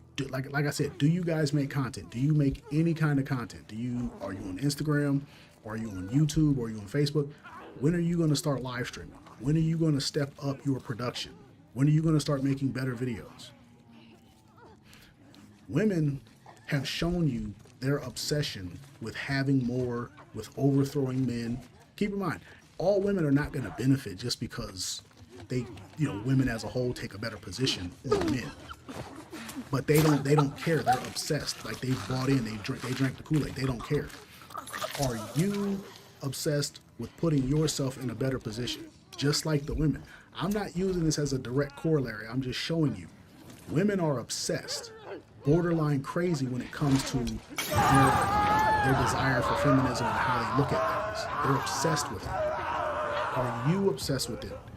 Is there anything that you have in your life, namely money, namely leveling up, namely getting yourself in a better position because the world is falling apart? Is there anything that you have in your life that you are maniacal about? I want to encourage you guys to do as much as you can, as much as you possibly can, to put yourself in a better position. I would tell you personally, stop dating. Right? Stop dating. You are seeing in real time that the overwhelming majority of women are not worth dating. They're all raging feminists. They're all extremely liberal. These women are destroying their kids in the womb. You just saw 2 videos, one with a comedian talking about, I'm going to indoctrinate my kid as soon as he's born. And then another one with the Indian woman, she is indoctrinating her kid. Women are obsessed and they're taking actionable steps to get more. Now, they're not necessarily taking actionable steps to get more money. It's not like they're grinding hard. All they're doing to get more money is opening up OF subscriptions. But you, right, you are seeing the world collapse around you. You're seeing the destruction of society. You're seeing That's good, right? the decay of society. What are you doing to put yourself in a better position? Why are you not absolutely maniacally obsessed with putting yourself in a better position? Might as well grab what we can while we're here. I don't get it.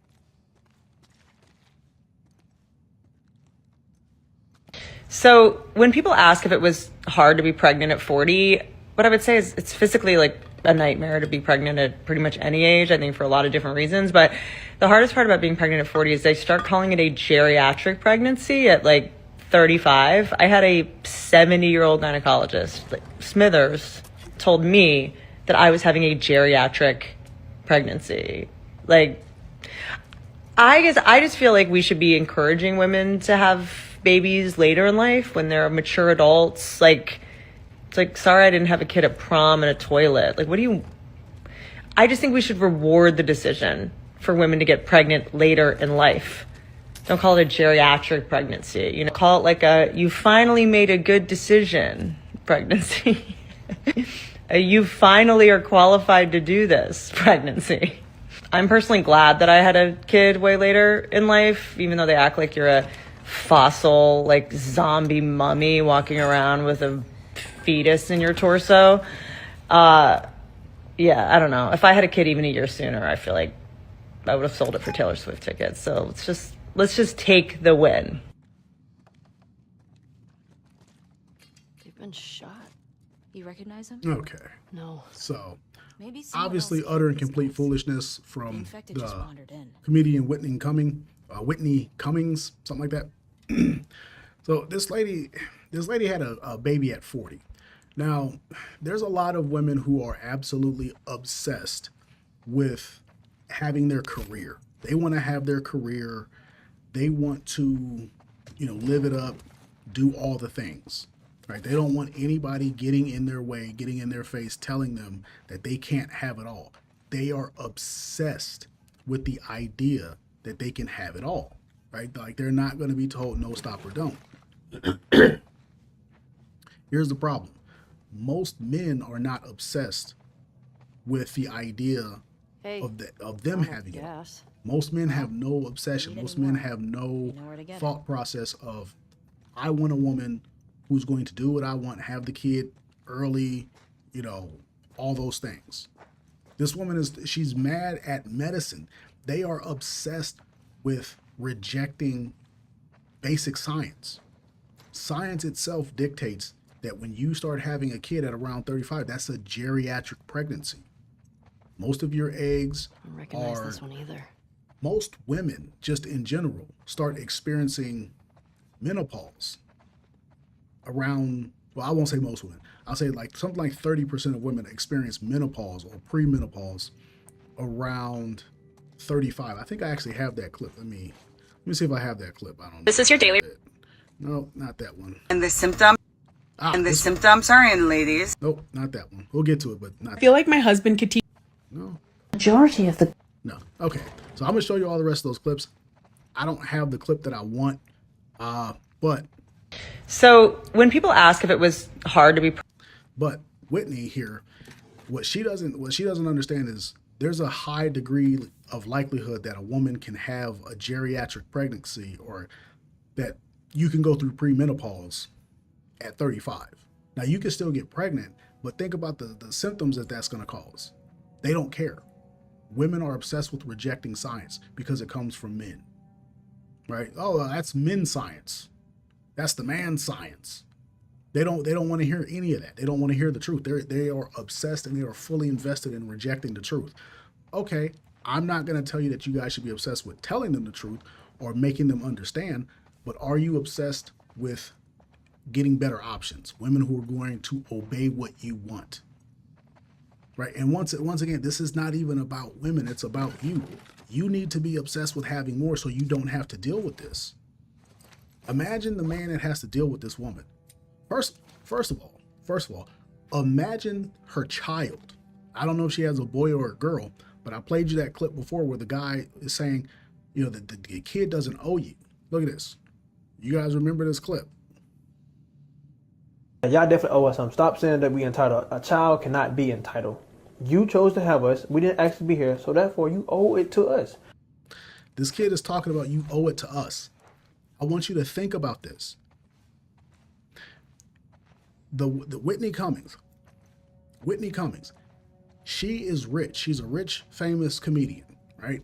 But she's having a kid at 40. Imagine when that kid is like 12, 13, and his mom is in, his or her mom is in, her early 50s. What kind of energy is she going to have to be a mom? What kind of energy does a 40-year-old woman have who just had her first baby? Like, I'm not telling you that she should have had the baby ultra mega early, but like, what kind of mom are you going to be at 40? The fuck happened? This is what happens when a woman is obsessed. She makes nothing but bad decisions. And this is why I say, are you obsessed with making good decisions? Are you obsessed with having the things that you want in life? I don't want a woman who's going to act like that. So I'm going to put myself in a position to where I'm going to get everything that I want. I'm going to put myself in a position to have leverage and options so I never have to deal with a woman like this. There's another one over here. Most men are not obsessed with never having to deal with the Whitney Cummings. Most men are obsessed with having an easy life.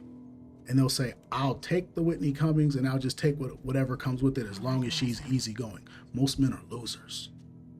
Most men are, in fact, losers. He was using him. And it's just bad. It's like you're dooming your kids. Honestly, like you're dooming your kids. Your kids are going to be absolutely doomed when they see this.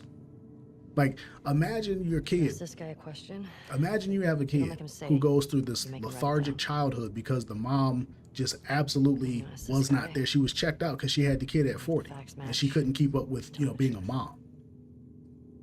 That's going to suck. That's going to absolutely suck. Yeah. I feel bad for these people, but if you're not obsessed with putting yourself in a better position to not have to deal with a woman like that, that's going to be your kid. East 1. Another gate Take this down.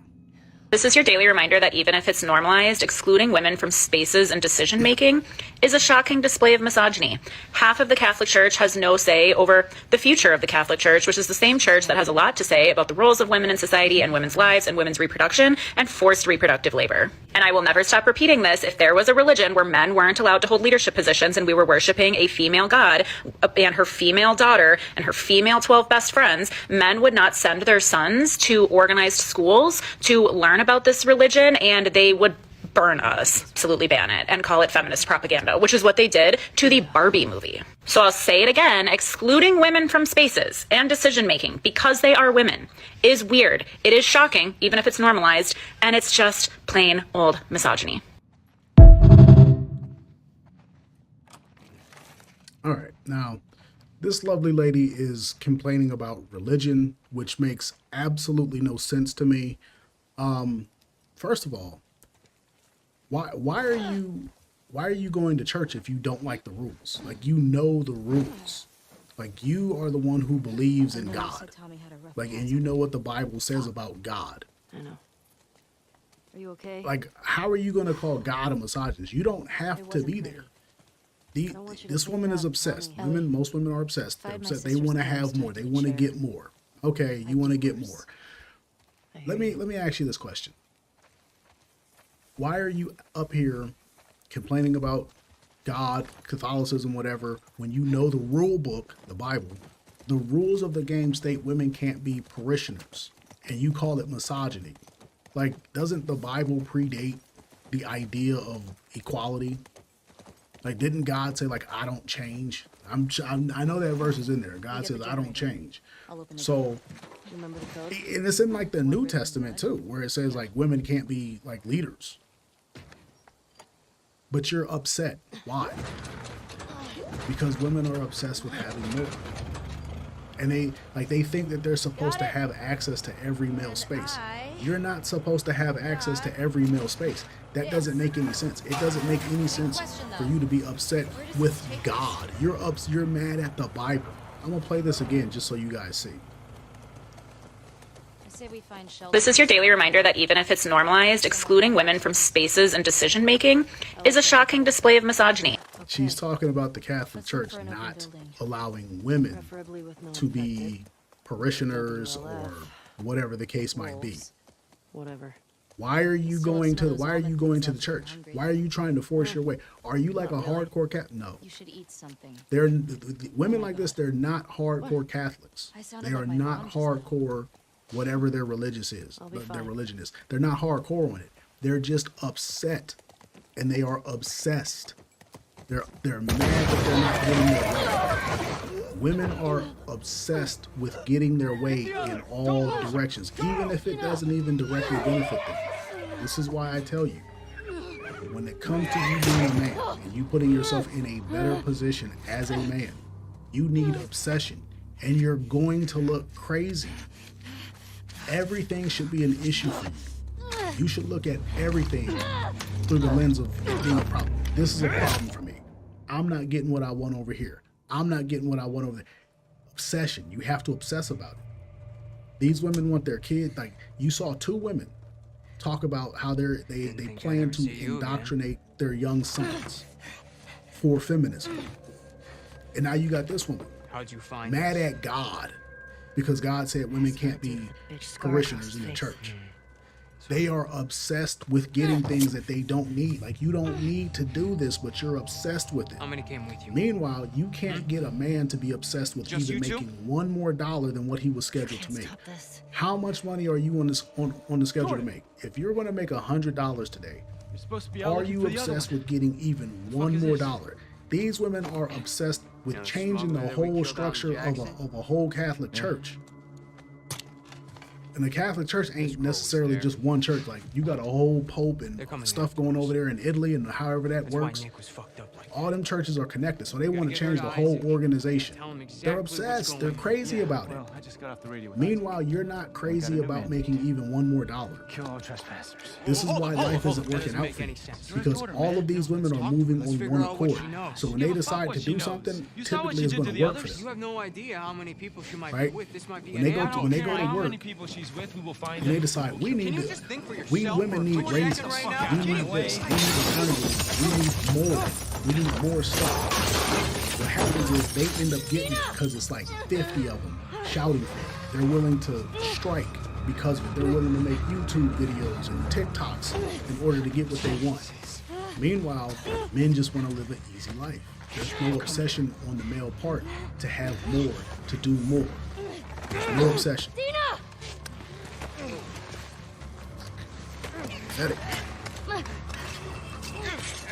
And the symptoms are in, ladies. The most common symptoms women were experiencing when their bodies were rejecting their partners had to be BV, yeast infections, UTIs, hormonal acne, weight loss, weight gain, hair loss, loss of appetite, loss of libido. And I'm not even kidding, this comment jumped out at me. You cannot stand how your partner starts to smell. And when your body is rejecting their pheromones, it's over. Okay. Mostly. All right. Ellie. So this lady is upset. Somebody would have heard This lady is the gunshots. upset. Like, she's talking about, She's one of them. her body rejecting Look at that her later. partner. Was there a TV station Whatever. on that map? I don't fucking know. First of all, if a woman refers to you as a partner, Ellie? just break up with her. It's husband, boyfriend, fiance, this partner stuff. That's I'll do a whole stream on that later. But the point of the matter is, she's talking about like a woman's body rejecting a man. Now I want you to think about this. This woman is talking about bleeding. That's bacterial vaginosis. And then she's talking about yeast infections. And she's talking about all of this stuff that's relegated to women. And she somehow, some way wants to make it the man's fault. How is your personal health and your personal hygiene a man's fault? That does not make sense, lady. But see, this is the thing. Women are obsessed. They are obsessed with making every inconvenience a man's fault. No matter what the problem is, a man is attached to the end of it. No matter what the problem is, a man is going to be attached to the end of it. And that's by design, right? a lot of you guys are focused, you're hyper focused on women. You're hyper focused on, you know, getting girls. You're hyper focused on dating. You're hyper focused on things that really don't matter. But there's almost no focus on, you know, the things that actually do matter. There's little to no focus on the things that do matter, like getting more money. How many of you guys are focused on getting more money, putting yourself in a better position? Like I said, you're gonna look crazy. Don't the feminists look crazy when they have any problem, however slight, they associate it to a man? I have problem XYZ. I'm attaching a man to the end of that problem. They look insane when they do that, but they do it nonetheless. Why is it that you have a fear of looking crazy in the pursuit of getting more money, of doing better? I got one person watching me right now. I don't care. I'm still gonna stream. I'm still gonna stream. Why? Because I know if I get better and I get better and I get better, the money is gonna come. Streaming is the last venture. It is the last frontier of content creation. I don't mind looking stupid if I know that on the back end of it, I'm gonna make that money. I'm gonna make that bag. Most of you guys have you're just comfortable. You have no real desire to put yourself in a better position. And this is why I said the whole thing about the economy. You're not bouncing back from homelessness. You're not bouncing back from this bad economy. This is an economy that the world has never seen. The world has never seen this. There is a giant chasm opening up between the haves and the have-nots. And nobody wants to cross that gap. Nobody wants to be the one. Nobody's obsessed with putting themselves in a better position. Why? What type of weakness is that? I'm not obsessed with having more money. I'm not obsessed with being able to outpace inflation. You guys think that your regular job is going to always be there to sustain you. Meanwhile, AI is everywhere, taking people's jobs out. But there's no obsession from men. The only obsession I see in the world is from women. It's mostly women and in the top 1% of men. Right? There are men who are obsessed with being rich, with having more, with doing more, with having better.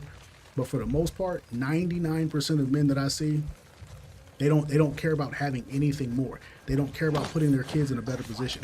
They don't care about making sure their kids don't end up like Austin Metcalf. You know, even though I don't know the full story on that. I don't know if the dad is wealthy. I don't know if the mom is wealthy. I don't know about the school district. None of that. All I know, like I said in the beginning, bad things can happen whether you're in a good neighborhood or a bad neighborhood. It looked like all these people were in a good neighborhood, but lots of things happen to kids in bad neighborhoods where if you would have been more obsessed with your child's life, putting them in a better position, that wouldn't have happened. But there's nobody who's obsessed. Meanwhile, and when I say nobody, I mean the men. The men are not obsessed. Most men are out here like, oh, I make $50,000. I make $60,000. I'm willing to go out there and have a kid. Thinking that that's enough. Thinking that that's good enough. Meanwhile, these women, they are obsessed from day one turning the kids into feminists. So they have a plan for the kid. It's not the right plan, but it's a plan. And and I just showed you the divorce statistics. Women look at this from the standpoint of, like, what is it, 17%? Peer influence, 13%. The desire for personal financial freedom and independence, 17% of women divorce their husband for what they want. They are obsessed with getting their way.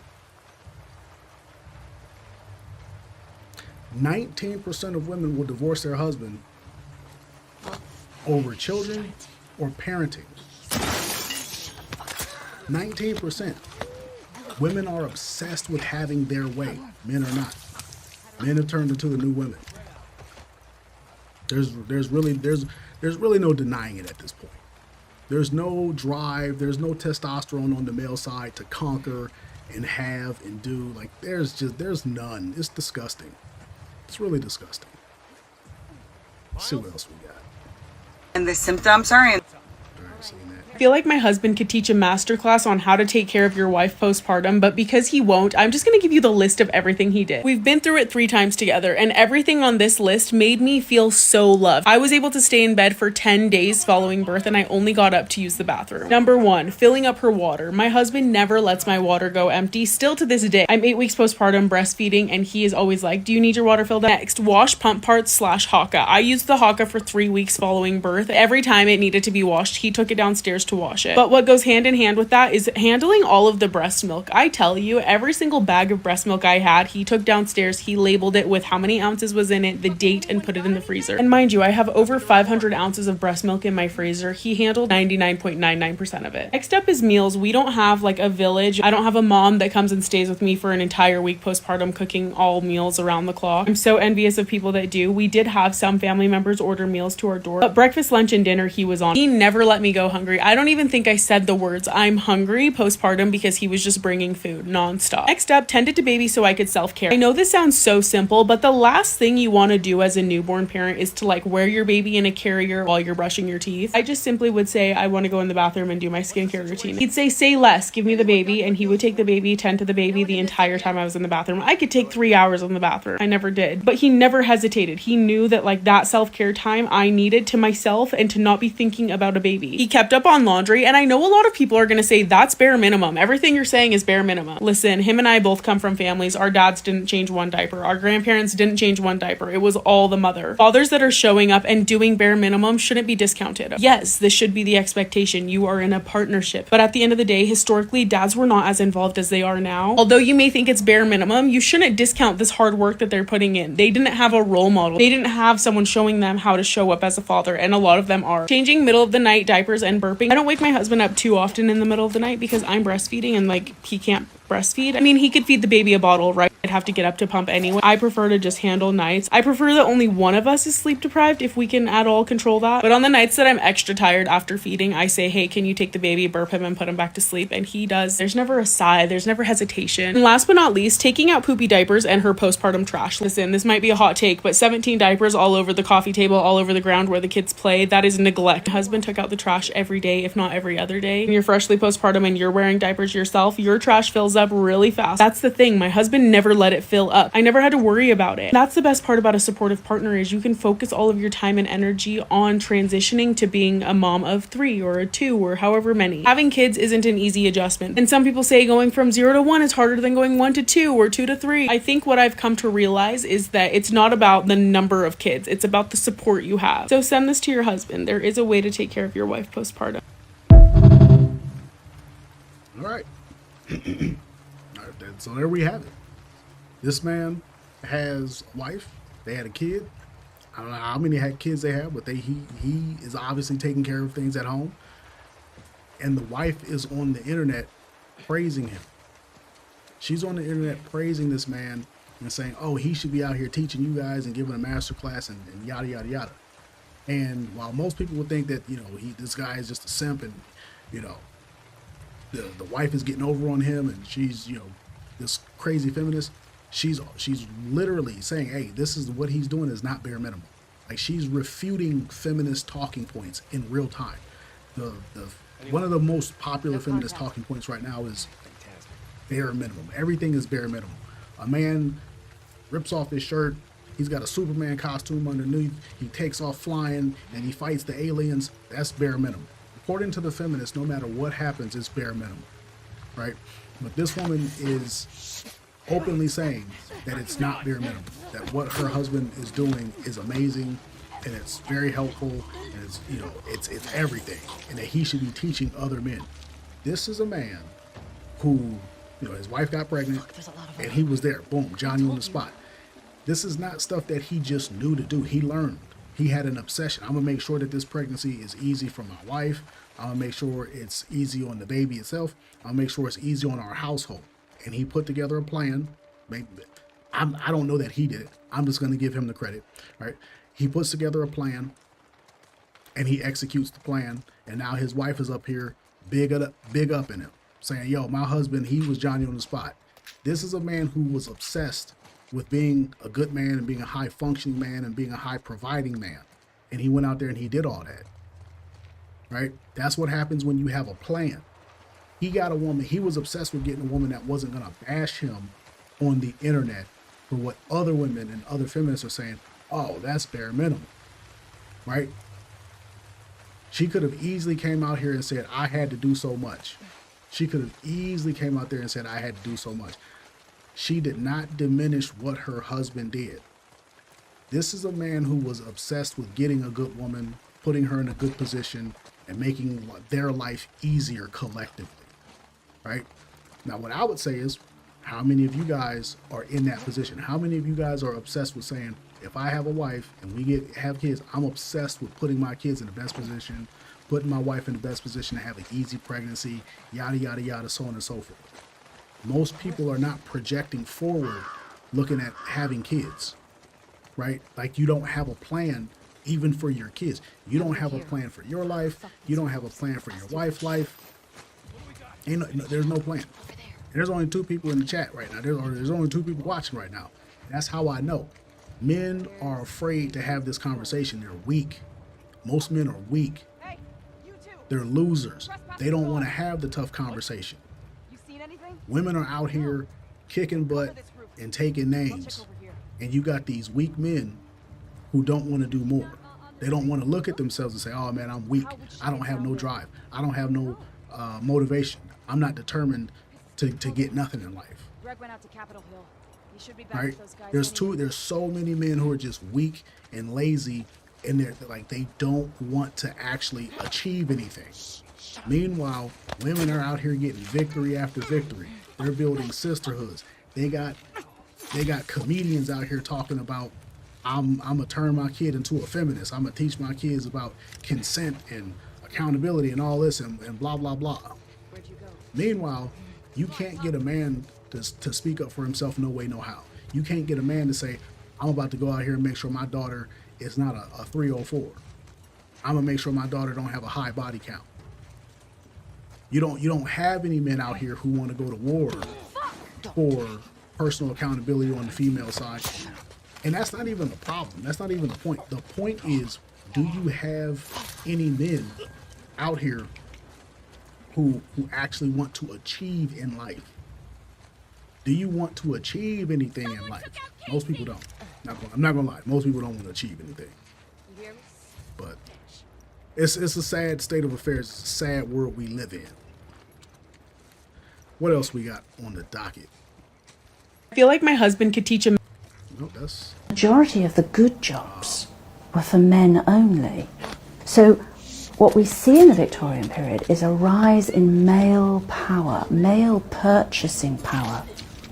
Men have more money at their disposal than their fathers and grandfathers did. The woman's in much the same position, the children are in much the same position, but the man has more at his disposal. So he can, well, just imagine what a difference that makes within the power relationships in a family. If he's got more money, if you're more dependent on him bringing in the money than you ever were before. And we see that beginning to change in many of the little things in Victorian life. Food on the table is a really big one. It had always been the way that for a working class family, you fed the most food to those doing the most work, because you need to keep them in good nick so they can carry on doing the work. So within urban Victorian families, that means that all the good stuff is being increasingly funneled towards the bloke. Within a family, the women and children are managing on the cheapest food. Bread, bread, bread and more bread. But if there is a bit extra, if there's money for a slice of bacon, it won't be shared equally amongst the family. The slice of bacon goes to the man because he's going to go out and earn more money. So we get a hierarchy of eating within the family. all right. Now, I don't know. I don't know exactly what the context of this was, because this lady is talking about, well, first and foremost, the clip is obviously clipped from something larger. I don't know if this woman was talking about, the history of just the Victorian era or whatever, but it appeared on somebody's page on Instagram called Her Oppression. So they're using this to kind of highlight oppression. And it doesn't make any sense. It makes no sense. Because what the woman is saying is, back in the old days, the man got the most food because he had to do the most work. Right? Obviously, the person who's doing the most work is going to obviously get the most food. Right? So, whoever clipped that, they're trying to put that up there to make it seem as though men are oppressing women and, men aren't giving women enough food and all of this and all of that. And there are female narratives that women are smaller because historically they've gotten less food. And it's just like, well, throughout all of nature, the female animals are smaller. So that it makes no sense. But you guys see, women are obviously, with feminism, they're obviously going to sit there and they're going to make all the narratives that they can. This? Let's try it. Now, this brings me back to my original point. Obsession. Most women are obsessed. They are obsessed with making men look crazy. They're obsessed with the narrative of feminism. Right? They're obsessed with it. Right? They don't care about how the world actually works. They just care about, can I make myself the victim? They care about making themselves the victim. Whatever their problem is, problem 1, 2, 3, problem X, Y, Z, whatever their problem is, they are going to attach a man to the end of it, even if it makes absolutely no sense. Men worked harder, so they got more food. That's unfair. What? That doesn't even make sense. But see, this is why I tell you guys. The same way women are obsessed with overtaking men, and they have, feminism, and they have all of these different things, all of these different talking points, they're obsessed. They're absolutely obsessed with having more than men and overtaking men and overthrowing men. And most men aren't even obsessed with making one single more dollar per day. Most men are absolutely not obsessed with anything. Most men want an easy life. As to where most women want to dominate. They're the new dominators. They're the new people going out there and trying to have more. Most men are not out there trying to achieve more, trying to accomplish more. It's mostly the women. And yes, they're using feminism to do it. And feminism is not going to pay off. It's absolutely not going to pay off. But they're obsessed with it either way. And most men, you can't get men to be obsessed with anything. And this is why we've fallen as a society. We're failing as men. What are you obsessed with? Are you obsessed with putting yourself in a better position as a man? Just as a man. Right? You're never going to beat feminism by yourself. Like, you're never going to beat it. You have to put yourself in a position to where you have the leverage, you have the options, you have the finances, you have all the things to where feminism doesn't visit your doorstep, because you can just, nope, I'm not dealing with that. From the woman you choose, from having the kids, whatever the case might be. What are you doing to put yourself in better positions? And unfortunately, most men have just gotten weak. And they don't want more. I've told you guys, if you end up homeless, who's going to help you? Is there anybody in your life that you can call that's going to, let you stay on their couch? Is there anybody in your life that you can call that can give you a job? If you need $500 today, is there anybody who can loan it to you? Whatever it is you need in life, do you have anyone who can get that thing to you? If you, like I said, if you end up homeless, who's got your back? Probably nobody. That should spur you. That should be a fear that you have. You should have a visceral fear of ending up homeless. You should have a visceral fear of being down and out. How many homeless women do you see, especially like young? Like out here, because there's tens of millions of homeless people, I see homeless women, but it's very rare that I see a young homeless woman, because there's always some guy who's going to take care of her. Nobody's coming to take care of you.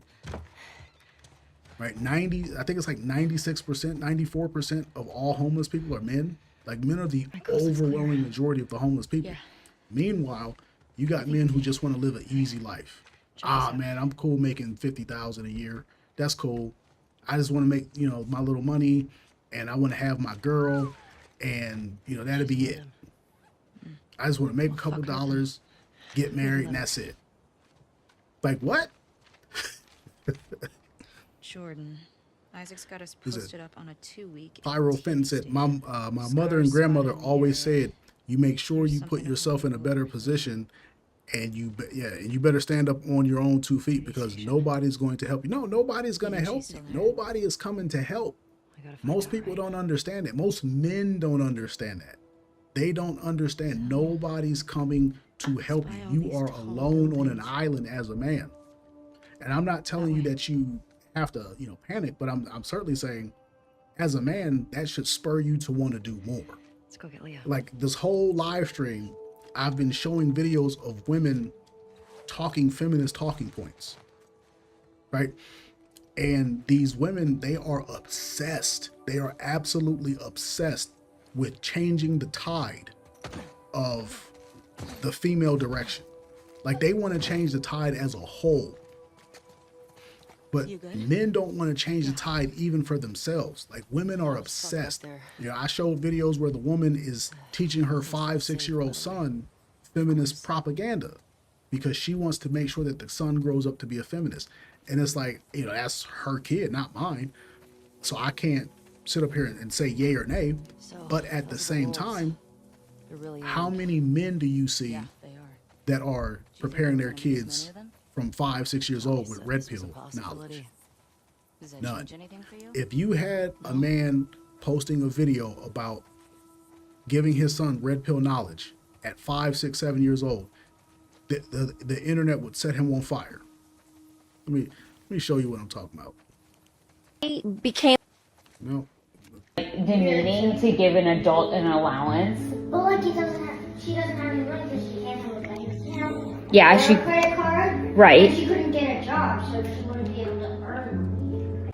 This is the video I'm talking about. This woman is living in a nice house. She's married. She got a big old rock on her finger, and the woman is indoctrinating her son with feminist talking points and propaganda. Right. And so a lot of things have changed now. That's He's 100% going to be the toxic nice guy, 110%. how it used to be. It's really hard sometimes to completely break out of the mindset of the way that things were.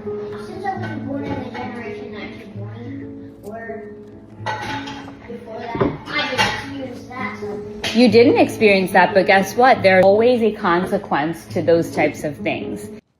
So she's telling her son about how, it used to be in ye old days, and basically saying, she's basically trying to tell the son that, women are still suffering today because of things that happened in yesteryear. Always going to be work that needs to be done in what we call marginalized communities. Marginalized means groups of people who have had their rights taken away. What rights? This woman is telling her 5, 6, 7-year-old kid that women are a marginalized group and they had their rights taken away. What rights? Which ones? Name them. How many? This is what I'm saying. Imagine you switch the genders and that's a little boy, or imagine that's a little girl, and then you have this guy giving the girl red pill knowledge and say, you better not be no 304. Women act this way because, imagine that. Could you imagine the backlash that a man would get for giving his son or daughter red pill knowledge if a man was out there saying, telling his daughter not to have a high body count? If a man was out there telling his daughter anything about the red, or his son, they would say you're grooming. They would say you're grooming the daughter. They would say you're training the kid to be toxic, right? But this is what I'm saying. Women are obsessed with feminism. They're obsessed with this because they think that that's going to be the thing that delivers them a victory. They think that this is going to be the victory that's going to liberate them all. And I'm not saying that it is. I'm not saying that it's nice, that it's not. I'm just simply saying the same way women are obsessed with the women's movements, men are not obsessed with anything, not just the male movements, not just the red pill. They're not obsessed with the red pill. They're not obsessed with fitness. They're not obsessed with making more money. They're not obsessed with anything. And that leads to the downfall of society, because you have women who have a mindset to conquer. Now, they don't know what they're trying to conquer. They're just trying to get more, right? They're just trying to get more. And every women's movement at the very top is a man. So it's really just the 1% men who are guiding that movement and collecting everything at the top. But you don't have any men who are in a position or who are obsessed with putting themselves in better positions. It's just scary to see how women are so aggressive for their causes, but men aren't aggressive for anything, even putting themselves in a better position to not end up homeless. It's like, what are we doing?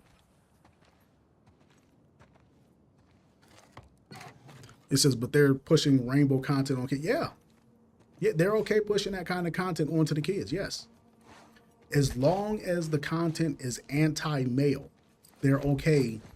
If it's anti-male, anti-masculinity, the mainstream media and women are okay with pushing that content onto kids. This is just where we are. It's just a product of who we are, is where we are as a people, and we're not easily going to escape that, right? But what my thing is, as a man, you see how obsessed people are with getting what they want. Whether it's pushing the rainbow content onto the kids, whether it's pushing the women's empowerment content onto the young boys, but you're not obsessed with anything. Men are the only ones who have no obsession, right? Like, men are the only, like, the government has an obsession, the NGOs have an obsession, the women have an obsession. I don't know what the obsession of the kids are, but men, adult grown men, there's nothing that they're obsessed with. They have no aim, they have no goals, they have no direction. They're just listing through life, letting life happen. They're not striving for anything. And then we wonder why our societies are as bad as they are. And this is my whole thing. Are you obsessed? I got Michael Jordan on the thumbnail. Michael Jordan was able to win the way he was able to win because he was the only one who was a maniac. He was the only one. Right now in our society, society is collapsing, economies are collapsing. Now is the time to position yourself, because there's so many lazy people who just wish for a better day. If you get out there and just do like 10% more work, if you get out there and just do like 10% more work, you will outwork everybody around. You'll certainly outwork the men, right? The women are all moving in one direction. Let me show you the second video. Why didn't they kill you and Tommy when they had the chance? So crazy now being a boy mom. Because the microscope is on us, man. We are underneath such a microscope, everything we do. And I'm fine with it, because I think if we change the game, we could really change how things work out in the world. I really do. I don't mind it. You know what I mean? And my girlfriends were on it right away. The second they found out that I was having a little boy, they were like, it's all up to you. As you see, the woman in the black is the same woman from the previous video, and she's at this comedy show, and the lady in the blue dress is clearly pregnant, and she's talking about how her girlfriends pulled her to the side and was like, hey, it's up to you. You're having a boy. It's time to indoctrinate him for the feminist mind camp. At least a few years. Like, imagine if a man did that to a woman. Or imagine if men did that to a man and said, hey, bro, you having a daughter. You got to teach her to submit. People would lose their, they would go nuclear. You got to fight the patriarchy. And I was like, can I teach him the alphabet first? I can. I just got to be real intentional with it. You know what I mean? Like, A is for accountability. B is for bodily autonomy. And C is for consent. Repeat it to mommy. Accountability, bodily autonomy, and consent. No.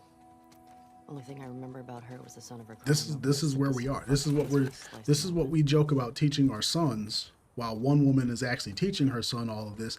Not saying that all of this kind of stuff isn't important, but you don't need to teach little children that.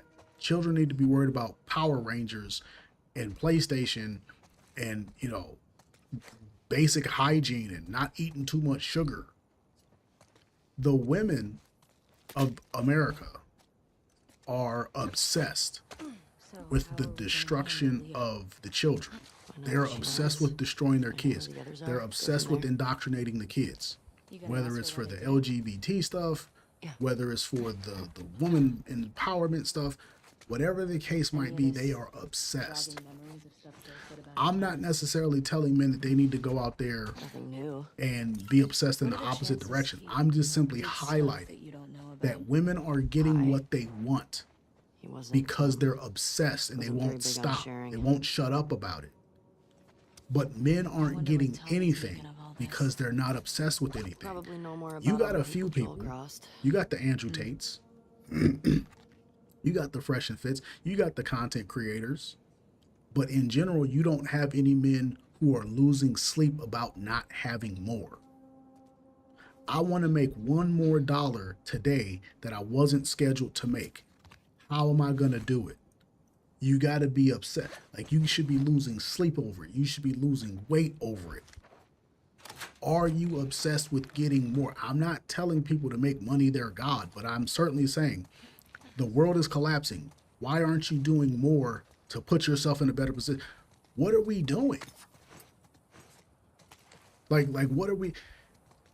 Women in different organizations they are obsessed with the destruction of America. We need to destroy all things male. Meanwhile,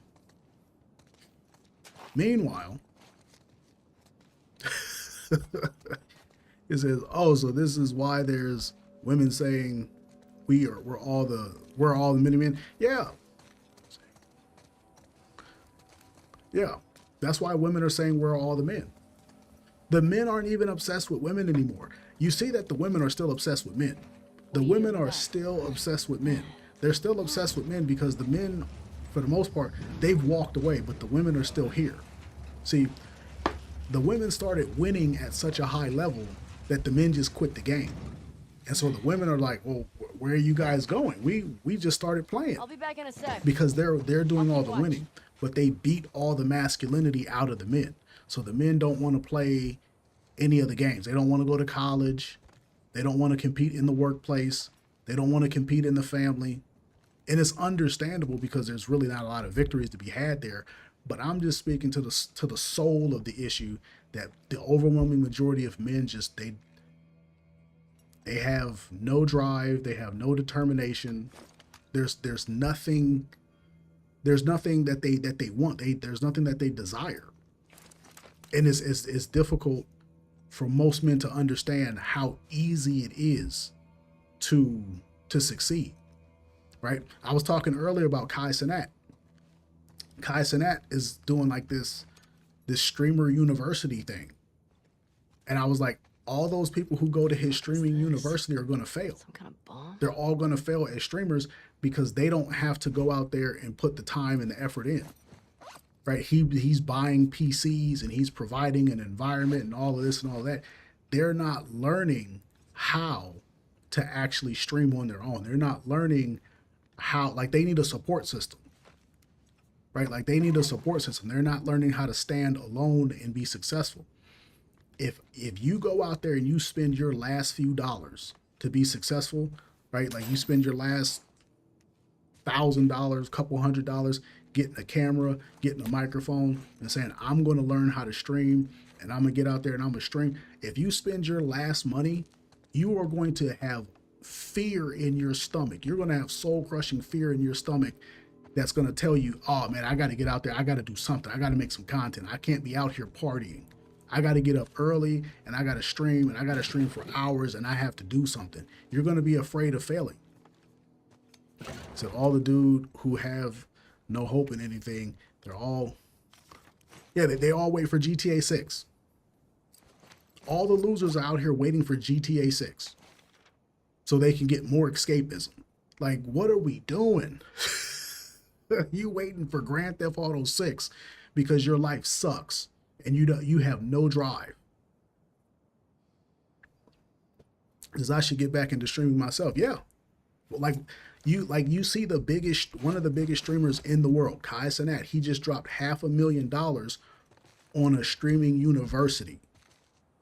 So I'm telling you right now, All of those people are going to fail because they didn't put the effort in themselves. They're kind of having it all handed to them. They don't have the drive. They don't have the determination. They don't have any motivation. If you have the time to stream, stream. If you got 30 minutes to stream, stream something. Stream something every single day. Just find something to talk about and just stream it. Stream your thoughts. I seen this today. Stream it. Let's see. Somebody else stream some stuff. Steal their content. Stream that too. Oh man, this happened to me. It didn't actually happen to you, but who cares? Stream. These people are not out here. They're not fighting for their position. They're not fighting for more. Making regular YouTube videos, that's dead. Everybody wants to be a part of the conversation. They want to be a part of the show. You see, the biggest thing in streaming, Kai Cenat, is doing more to push streaming. Except the people he's pushing it to, they're lazy. They don't have the drive inherently to do anything. Because if they did, they would already be out there making content. They would already be out there streaming, dozens of hours. That's like, if you have the opportunity to stream, if you do that, do it. Get into it. Right? Get into streaming, because I don't see any other, like, YouTube is not going to just blow people up anymore. I don't see anybody blowing up on YouTube doing skits, doing funny stuff. I don't see anybody blowing up because of like tech reviews or nothing like that. There's nothing that's there. The final frontier is streaming. And if the biggest streamer in the world, I don't know if he's the biggest, I think Speed is a lot bigger, but if one of the biggest streamers is pushing streaming, something big is coming. I don't know if you listen to hip hop at all. I don't know if you listen to, like, watch sports at all, but you see a lot of older rappers coming to YouTube, right? But they're not streaming. They're just coming on YouTube to have podcasts. If you remember, right during COVID, podcasts got huge. Everybody was buying a microphone. Everybody was buying podcast equipment. You hop on Instagram, you scroll. You're only going to swipe about 3 times before you see somebody doing some podcast type stuff. Podcasts used to be everything. People don't want to tune into podcasts anymore. They don't want to sit there and listen. People really want to be a part of the show. They want to be a part of the conversation. They want to be a part of the thing, right? It's a form of socialization, so to speak, right? So everybody wants to be a part of that. That's the new thing. But the window is closing quickly because a lot of big companies are seeing the money that can be made. I don't know if you watch Kai, but he's had people like Kevin Hart on his show. He's had people like Drewski, like he's had John Cena on the show. He can get those people because he's connected to a talent agency. The talent agencies used to work exclusively with Hollywood. Now, Hollywood obviously has control of all the big name actors and stuff like that, but they're seeing how big the streaming space is becoming. They're seeing how big it's becoming. So Hollywood is definitely going to start taking a bigger piece from the streaming. Like, they're going to find a way.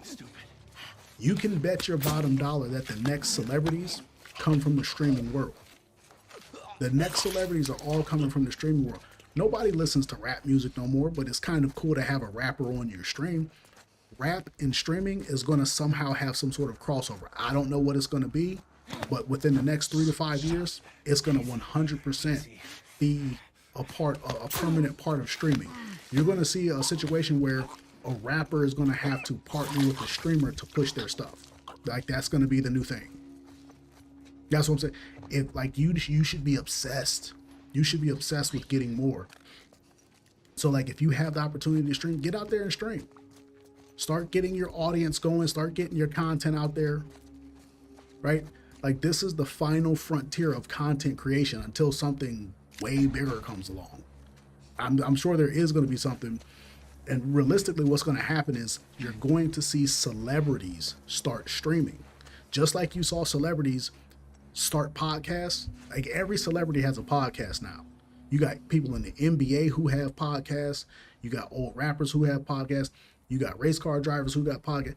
Every celebrity has a podcast. Podcasts, that's 2019. That's 2020. 2021 at the latest. That's old. We want the streams. So that's what I'm saying. You have all these feminists, you have all these women who are obsessed with overthrowing men and overtaking men, but you don't have any men who are obsessed with putting themselves in a better position, even though now is the time. Now is the worst time for you to be a woman's empowerment person because the men are walking away, but they're still obsessed with it. Now is the best time for you to be a man that has drive and determination. Why? Because all the men have walked away. They're all lazy. They're all cowardly. They're all lethargic. Right? So one half of the population, women, they're doubling down on women's empowerment and all that crap. Any left? They're doubling down on it. Then the other half of the population, men, they're walking away. They're walking away from the women, which is understandable, but they're walking away from life competition. They're walking away from the competition of life at the best time to win. Since everybody's walking away and the economy is collapsing, but you see the subtle signs over here from the celebrities. You see what the celebrities are doing. You have the opportunity to hop on that. If you can stream, stream. Right? It says, if I have to agree, man, it's like women get big enough to go on. That's I promise you. I promise you that's what they're doing. Every woman, they get big and then they open up a OF. That's rinse and repeat. Show me a woman who doesn't have some sort of spicy page. Every female streamer you see, she got spicy page somewhere, or she has exclusive content where she's taken, where she's wearing far less clothes. Yeah. And all the while, you don't have men who are obsessed with closing the gap. This is why I'm telling people, out of all these videos that I showed today, you see where women are obsessed with just beating men. They're obsessed with women's empowerment and pushing it off to their kids and all of this. Meanwhile, men they just don't care. They've just given up. They're just laying down. They're just laying down waiting to die. Waiting for GTA 6. They're just laying down waiting for GTA 6 because their life actually sucks. Meanwhile, women are racking up victory after victory through women's empowerment. And Kai Cenat is over here starting a streaming university where it's designed for the people to fail. That's what people don't get. His streaming university is designed to produce failures because everybody who's a part of that, you know what the people who are watching streaming are going to say? The people who watch streamers are going to say, oh, he's one of those Kai University people. He's an industry plant. People still like and value authenticity or organic growth, organic stuff. Right? You can go on Twitch and you can see that everybody uses view bots. How do you have 15,000 people in your chat, but I can sit there and literally read each comment as it scrolls by?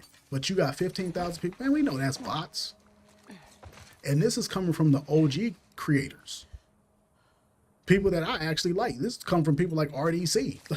Like, I like RDC, but you can't tell me that. How do you have 15,000 people in the chat, but I can read the comments one by one? The chat going that slow with 15,000 people. Stop it. That's bots. Right? So if the big people have to use bots, these people who go to Kai's little streaming thing, they're going to get a little bit of fame, a little bit of notoriety, and then people are going to turn on them. People want organic growth. That's why I'm telling you guys, for all three of you in here watching, if you have the opportunity to stream, do it and be obsessed about it. Don't be like these men who are just waiting for GTA 6. Don't be like the men who just want to live a meager life. It says these kids are going to have student loan debt. Well, if they go to an actual college, most likely, but the streaming university is free.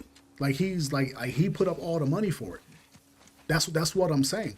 It would be better for them to go to a school where they had to pay to learn how to stream, which you don't really need to do all that. And they say on the stream is that they put the chat on slow-mo. Yeah. Oh, we got it on slow-mo. No, like, come on, man. Like, stop lying. Like, no. Because it goes like that stuff is a lie. Like these guys are all using view bots, right? You know how I can tell? I don't know. if you ever saw, there's a guy I used to watch. His name was Caleb City, and he would do these weird sketches, and they would be hilarious. Like one of his most famous sketches was like this superhero interview sketch, where he was like interviewing prospective superheroes. Hilarious. You can look him up. He's on YouTube. His name is Caleb City, and he's got like 4.5 million subscribers. And as soon as he drops a video, it's like, and it'll be like 2 or 3 minutes. As soon as he drops a video, it's like 500,000 watches, like hundreds of thousands of people watch, right? You go to Twitch, you go over to Twitch and you see him streaming, almost always less than like 200 people. Why? Because he's organic. He's not view botting. He's not like, he's not doing inorganic stuff. Your audience on YouTube absolutely does not translate to Twitch. It just doesn't translate. People don't cross platforms. Like they're not, somebody who follows you on YouTube is going to have a hard time following you on Twitch. It's like even on YouTube, people will watch your shorts, but they're not going to click off the short to go to your long form video. All right.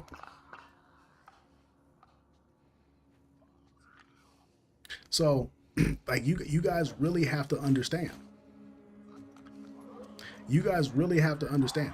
Like, you can tell the difference between somebody, you said, the pizza here, oh my ears. Like, your ears hurt. Is the sound too loud? Am I too loud? Am I yelling into the mic too crazy? But like, you guys have to understand, like, a lot of these guys are not going to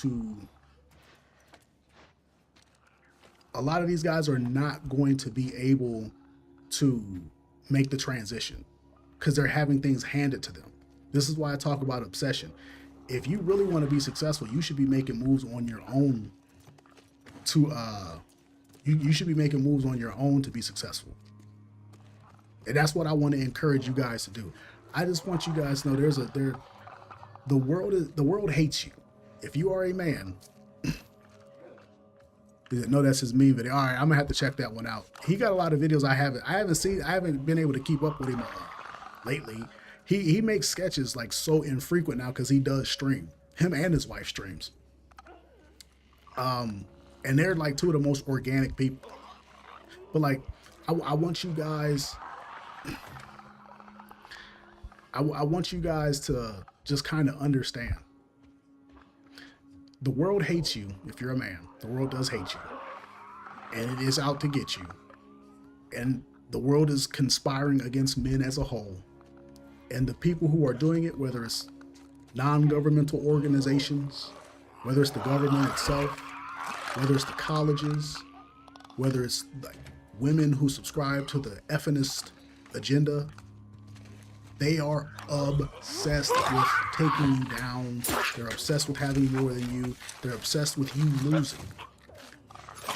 Are you personally obsessed with your own victory? Is the question I want to ask. I just want to know, are you yourself obsessed with being victorious? Are you obsessed with putting yourself in a better position to have a family? Are you obsessed with putting your son in a better position to win in life? Are you obsessed with getting a woman who's actually going to be on your program and obey what you put out?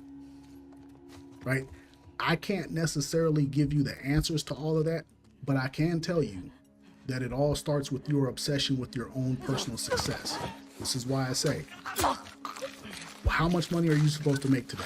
Let's assume it's $100. What are you doing to make $101?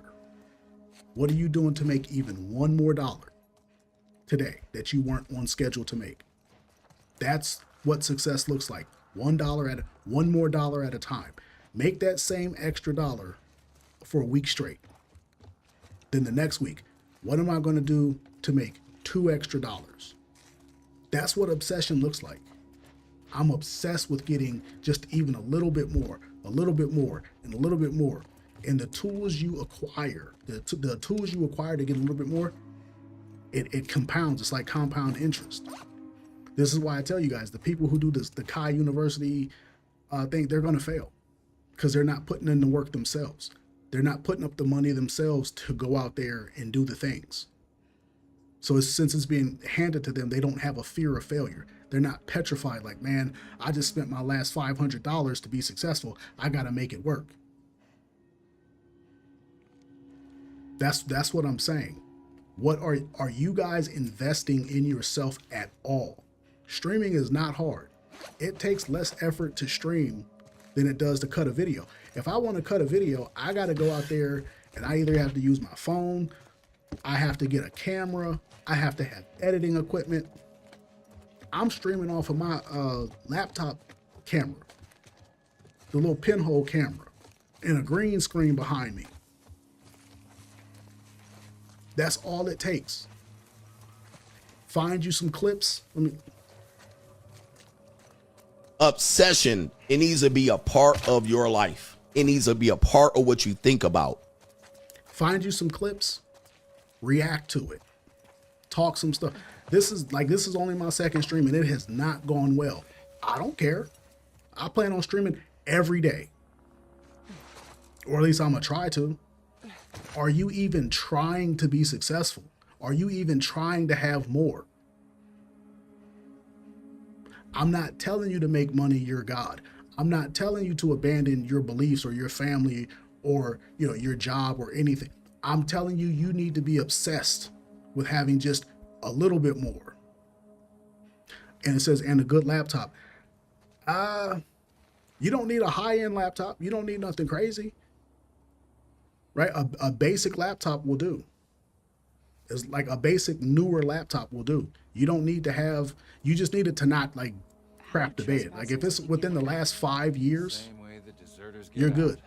You can stream right off your phone depending on where you live. If there's interesting things going on, They don't want to be here, then they don't want to be here. depending on like you guys have to understand, it is so easy to be successful. It is so easy right now. Now is the best time because so many people, like Pyro pointed out, they're just waiting for GTA 6. They're not making no moves. Everybody's waiting for GTA 6 so they can just escape into the fantasy world. Everybody is waiting for Kai Cenat to send them an acceptance letter so they can get it for free. That's what they're waiting for. They're not really trying to do nothing. They're not obsessed with success. They're not going to chase it down.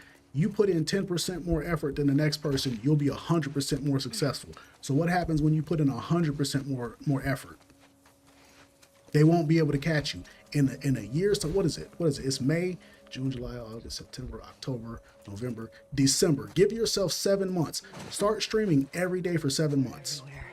Start streaming three times a week for 7 months until New Year's. If we're still here, because, you know, nuclear war and everything. But let's assume the world doesn't end within the next 7 months. Start streaming 3 times a week. Monday, Wednesday, Friday. Use the weekend to script your content. Just get you a couple pieces of content off of Instagram that you can react to. And watch what happens. Watch how much further you'll be than everyone else because they're not putting in the effort. Because you're going to look at the content that you're making. You're going to be like, man, that ain't it. This ain't good enough. And then you're going to say, okay, I need to do this. And then you're going to go do that thing. And then you're going to put it out. And then you're going to have an audience. There's going to be people who want to, oh, so-and-so upload it. The only thing you really need to do as a streamer is know the equipment. Like I'll stream with OBS. Not really that difficult to learn, and know how to make a thumbnail. That's all you got to do. It says, you know, you and AJ Rants drop a lot of knowledge that I didn't even know. I thought about it. Yeah. I'm telling you, man, like when you, like, okay, I am 40 years old. And I look at people my age and I see where they are in life and it's just like, bro, you're okay with that? No, like, bro, no. Like, this is not it. I want more. I don't care how that sounds. Like I said, I'm not gonna go out here and sell my soul for more. It ain't that important. But I mean, I certainly, while I have the, I don't feel as an American who lives in America with extremely great internet and safe neighborhoods and stuff. It's like, how do you fail? That's like being born tall and athletic. How did you fail? What are you talking about? You didn't even try. You didn't even try. You should look him up. AJ is also in his 40s, talks about things like this. Bro, I'm telling you, when you hit 40, when you hit 40, life just starts changing. And you start thinking about things different. And it's like, man, you know, I'm 40. And it's like, I look at all the stuff I don't have that I want to have. And it's like, and it's not even material things. It's just like maybe the position that you are in life. And it's just like, you get disgusted with yourself. You get disgusted with yourself. When you make it to like 40 and you don't have the things you want, you're gonna hate yourself. And there's no hatred. There is no hell. There's no form of hell worse than the hell you designed for yourself. When you get to 40 and you don't have things that you want, life ain't panned out the way you want, you ain't got the woman you want, or maybe your woman acted crazy because you didn't have money, she left you because you didn't have the money, your kids don't love you the way you wanted them to, or maybe you don't have the kids, you don't have the car, you don't have the house, and you're 40, and then you see Kai Cenat acting like a orangutan on camera getting millions, and I got actual game to drop. I got a whole math degree, and I ain't rich, but speed is barking into a camera. That'll do something to you. That'll do something to you. I'm gonna put it to you just like this. If you're young, get out there and stream. Get out there and do something. Do not waste your youth on GTA 6. This is why people hate Andrew Tate, because he tells the young cats to get out there and get after it. Get out there and get after it. Because 99% of the people in my age bracket are losers. They are losers. They're not even trying. And it's okay to lose in life, but it's not okay to just not try. I'm not going to try. I'm going to just sit here. I'm okay living a meager life at 40 in the land of opportunity. You have nothing in your life. You have nothing to lose. I'm telling you, it'll crush your soul. And some people are okay having their soul crushed. Some people are okay. I'm not one of those people. It eats at me. As a man, it eats at me. I'm not knocking people who play GTA. I'm just saying, like, there's people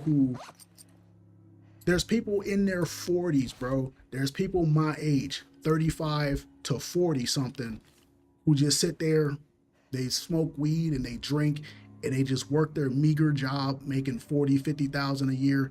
And that's what they do. That's their life. And they're okay with that. And it's like, I don't know how young or old y'all are. I'm going to beg you, don't do it. Don't follow their example. If you lock in for like 1 calendar year at your age, you're going to see how fast you take off. At my age, it takes a little bit more. Because nobody wants to, I can't get on Twitch and just be like, I can't talk about stuff on Twitch. Oh, let me play this video. I want y'all to hear this video, because this is like the 3rd or 4th time I've played it on this stream, but I want y'all to hear what CJ was talking about. Obsession, it needs to be a part of your life. It needs to be a part of what you think about. You wake up, you sleep, you eat, you think about it, you dream about it, you dedicate it, you cut out of your life. No parties, no staying up late, no alcohol, no Twinkies, no Snickers. Obsessed about anything you do. You want to be good at it. You need to be obsessed with it. All right. And it's going to be obsession bordering on crazy. The chances that you be successful at it and compete with someone that is obsessed with it is slim to none. I gotta stop this just for fair use. They might end up sniping the stream, but you guys are getting where he's going. You got to be obsessed with it. And the younger you are, the easier. When you're young, it's not even an obsession. When it's young, you're not even an obsession, because you have all the time in the world, but you got to execute the time. Same thing as when I tell these content creators, You got to be willing to record yourself in the most uncomfortable situations. And you're going to look like a jack idiot, but you're going to get the video. Then people are going to be like, I want to do social media. Are you willing to be obsessed with it and record yourself when people are watching you? You're in the grocery store line. Are you willing to pop on a live stream with grannies and kids and all kind of people that are going to think you're a weirdo? Are you camera ready to jump on a live stream? Or do you have to wait? I got to put my hair, my makeup. I got to trim my beard. You ain't ready. You ain't ready. Like, it's that easy. We live in the era of content creation. There's no reason for you to not be making content. He says you can't talk about none of that on Twitch. They hate anti-simp, and bum content, anti-bum content. Yeah, you can't talk about real stuff on Twitch. Like, I hate Twitch. Like, I get it for the people like who are on it. Like, I get it, but if you start talking about real stuff, they're gonna snipe you quick. Twitch is definitely Normieville. Camera ready. When I schedule my week, I'm camera ready. So if I want to do a vlog and pop out there, I don't have to take off my do-rag and wipe the do-rag line off. I don't have to be like, damn, I should have shaved. Damn, I ain't got the right clothes on. See, that's obsession. Those people you're competing against when you say you want to be that. He's 100% right. He is 100% right.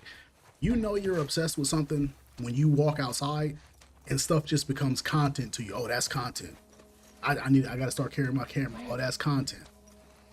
When you start taking notes, when you start, open up the notes app, making little voice memos. Hey, make sure you talk about this. When you have so much content stored up because you just been like backloading the content, like, oh, I'm gonna talk about this, I'm gonna talk about that. That's when it's an obsession. And most men, they have no obsession for anything in their life. Not their kids, not God, not a diet, not the gym, nothing. They ain't obsessed with nothing. As a man, you should have an obsession. You can't be a man and not be obsessed. And success is the best obsession to have. I want to be fit. I want to be ripped. I want to be lean. I want to be rich. I want to be a social media celebrity. Guess what? So do they. And they're going to wake up every day ready to go. You are going to be ready to do it 2 times a week. If that. It's enough to say, I want to be it. But do you want to do what it takes to be it? Most people don't. They just say they want to be it, and they sit they lazy fat ass there 5 days in a row and not do it. You don't get to be an Instagram celebrity making 1 video a week when you feel like it. You don't get to be lean and ripped so you can be at the pool party with your whole body lean and ripped when you ain't putting in the work. You just want to show up and be that way. It don't work that way. Obsession, dedication, consistency. That's what separates the winners and the losers. I want to be rich. Bitch, you only want to be rich when it's time to buy shit. Do you want to be rich when it's time to wake up and put in that work? No, you don't want to be rich. Shut the up, all right, you lazy piece of shit. All right, people can talk, but they don't want to walk. They want to be out here when it's spotlight time and it's time to jump up here with 2,000 people watching you, but are you going to do the work? Nope. Are you going to do it every day? Nope. Well, shut the up.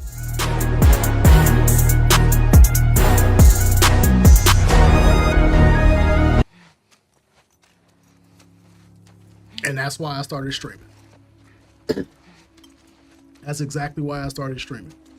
In a week after I started streaming, or right around the same time, Kai Sanat is over here talking about, I'm doing streaming university. Nah, I'm gonna beat all of y'all. Because I'm obsessed. I'm obsessed. I got to have more. I got to have it. Like I said, I'm not telling you to forsake your family, your religious requirements if you have them. You're nothing. Handle your business, but get some business. Get some business to handle. I'm not doing your fucking job. Go check the fucking traps. Like it's too easy to win right now. It's way too easy to win right now. We're not doing enough as men, and the women are they're just out here kicking butt. They got the OF pages. The women are all over Twitch. If you watch Twitch, there's e-girls everywhere. It's e-girls everywhere. Said, I agree, it's too many normies all over the place. It's like debating the flat. Them flat earth people, them Kyrie Irving people, I'm not listening to that. I'm not debating nobody. I don't have time for stupid people. I'm obsessed with anti-stupid content. I just can't do it. I absolutely cannot do it. Those people are just, they're weird. They're weirdos to me, man. Right? And so when it really comes down to it, you have to ask yourself, do you have what it takes to actually be successful? Do you have the stomach? Most people do not have the stomach for it.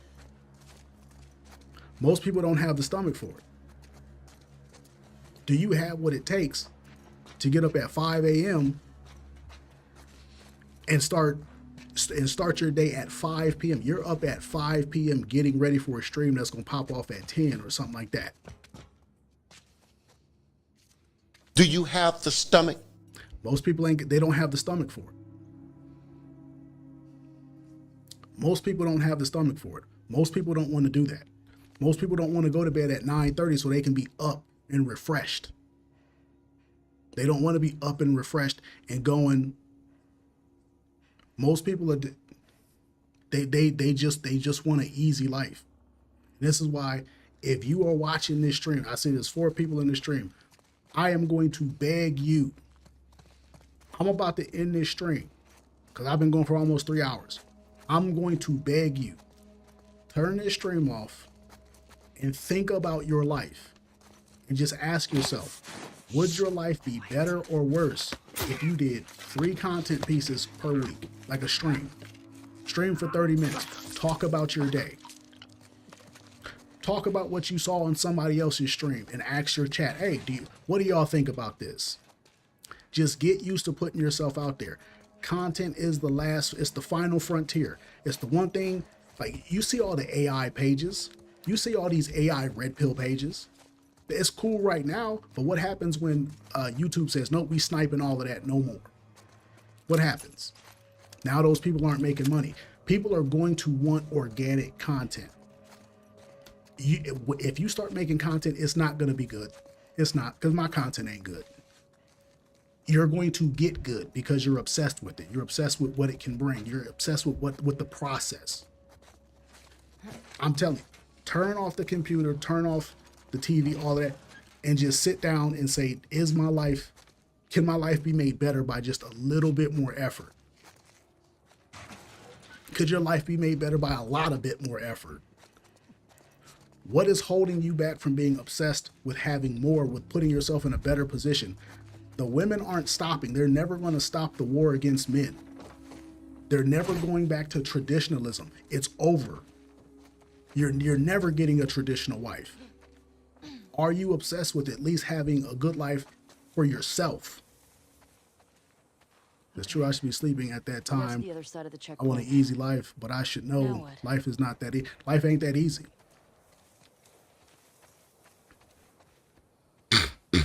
No, I know it's decent. I'm just saying, I know I don't have the best content in the world. Like, I know I'm not going to sit up here and say I'm the best content creator ever. I have room to grow, and I don't mind putting in the work. This is why I'm telling you guys, as a 40-year-old man, I'm begging you guys, don't waste your life on GTA 6 or whatever else. There is success to be had. But you do have to have obsession, because the person that's working to beat you is obsessed. They're obsessed with beating you specifically. Come on. They're obsessed with beating you. And when you start getting successful, there's going to be somebody who sees you and says, he shouldn't be successful. There's going to be somebody who just personally does not like you for whatever reason. They're not going to like you. Shut up. They're going to hate you specifically. So you have to be ready to do battle with haters. I'm glad I'm here too. Right? You have to be ready for it. That's what I'm saying. When you're obsessed, it's hard for people to knock you off your path. Me personally, the whole reason I started streaming is because of that clip. I was like, man, I'm not obsessed. I'm not doing enough. I don't have the thing. I can't sit back and just wait for GTA 6 as a 40-year-old man and not have the things that I clearly want. And it's not even about material things. It's about, I'm 40. My mother is still alive. She's in her 70s. My mother has a health care issue. Am I in a position as a man to help her? What kind of son is not in a position to help his mother? Okay. You don't have no son of your own. You ain't got no wife of your own. So you ain't no good to nobody, huh? Nah. That'll crush you as a man. when you sit back and you have that thought, like, man, if my mom fell down the steps and broke her hip, I don't have no money to pay for her health care or to pay for somebody to take care of her or whatever the case might be. If my mom had a stroke and she live in a 2-bedroom home, do I have enough money to put her in a 1-bedroom on one floor or something like? Do you have any money to help the people in your life? You 40 and you ain't got no money to help nobody because you suck. You suck as a man. You're not a real man. When you sit back and you think that and you're alone with your thoughts, it crushes you. This is why I'm telling you, as younger men, you need to be ferocious. You need to be aggressive. You need to be obsessed with putting yourself in a better position. Don't listen to anybody who tells you otherwise. Like, I'm not telling you to sacrifice integrity. I'm telling you that as a 40-year-old man, I'm telling you from the future, you don't want to have less when you should have more, when you had all the time and opportunity. That's all I'm telling you. So that's my little bit of motivation for today. I'm going to get up out of here. I'm going to help you guys go and start making some content of your own, start putting yourself in a better position. Please don't waste the youth that you have on GTA 6 and being weak.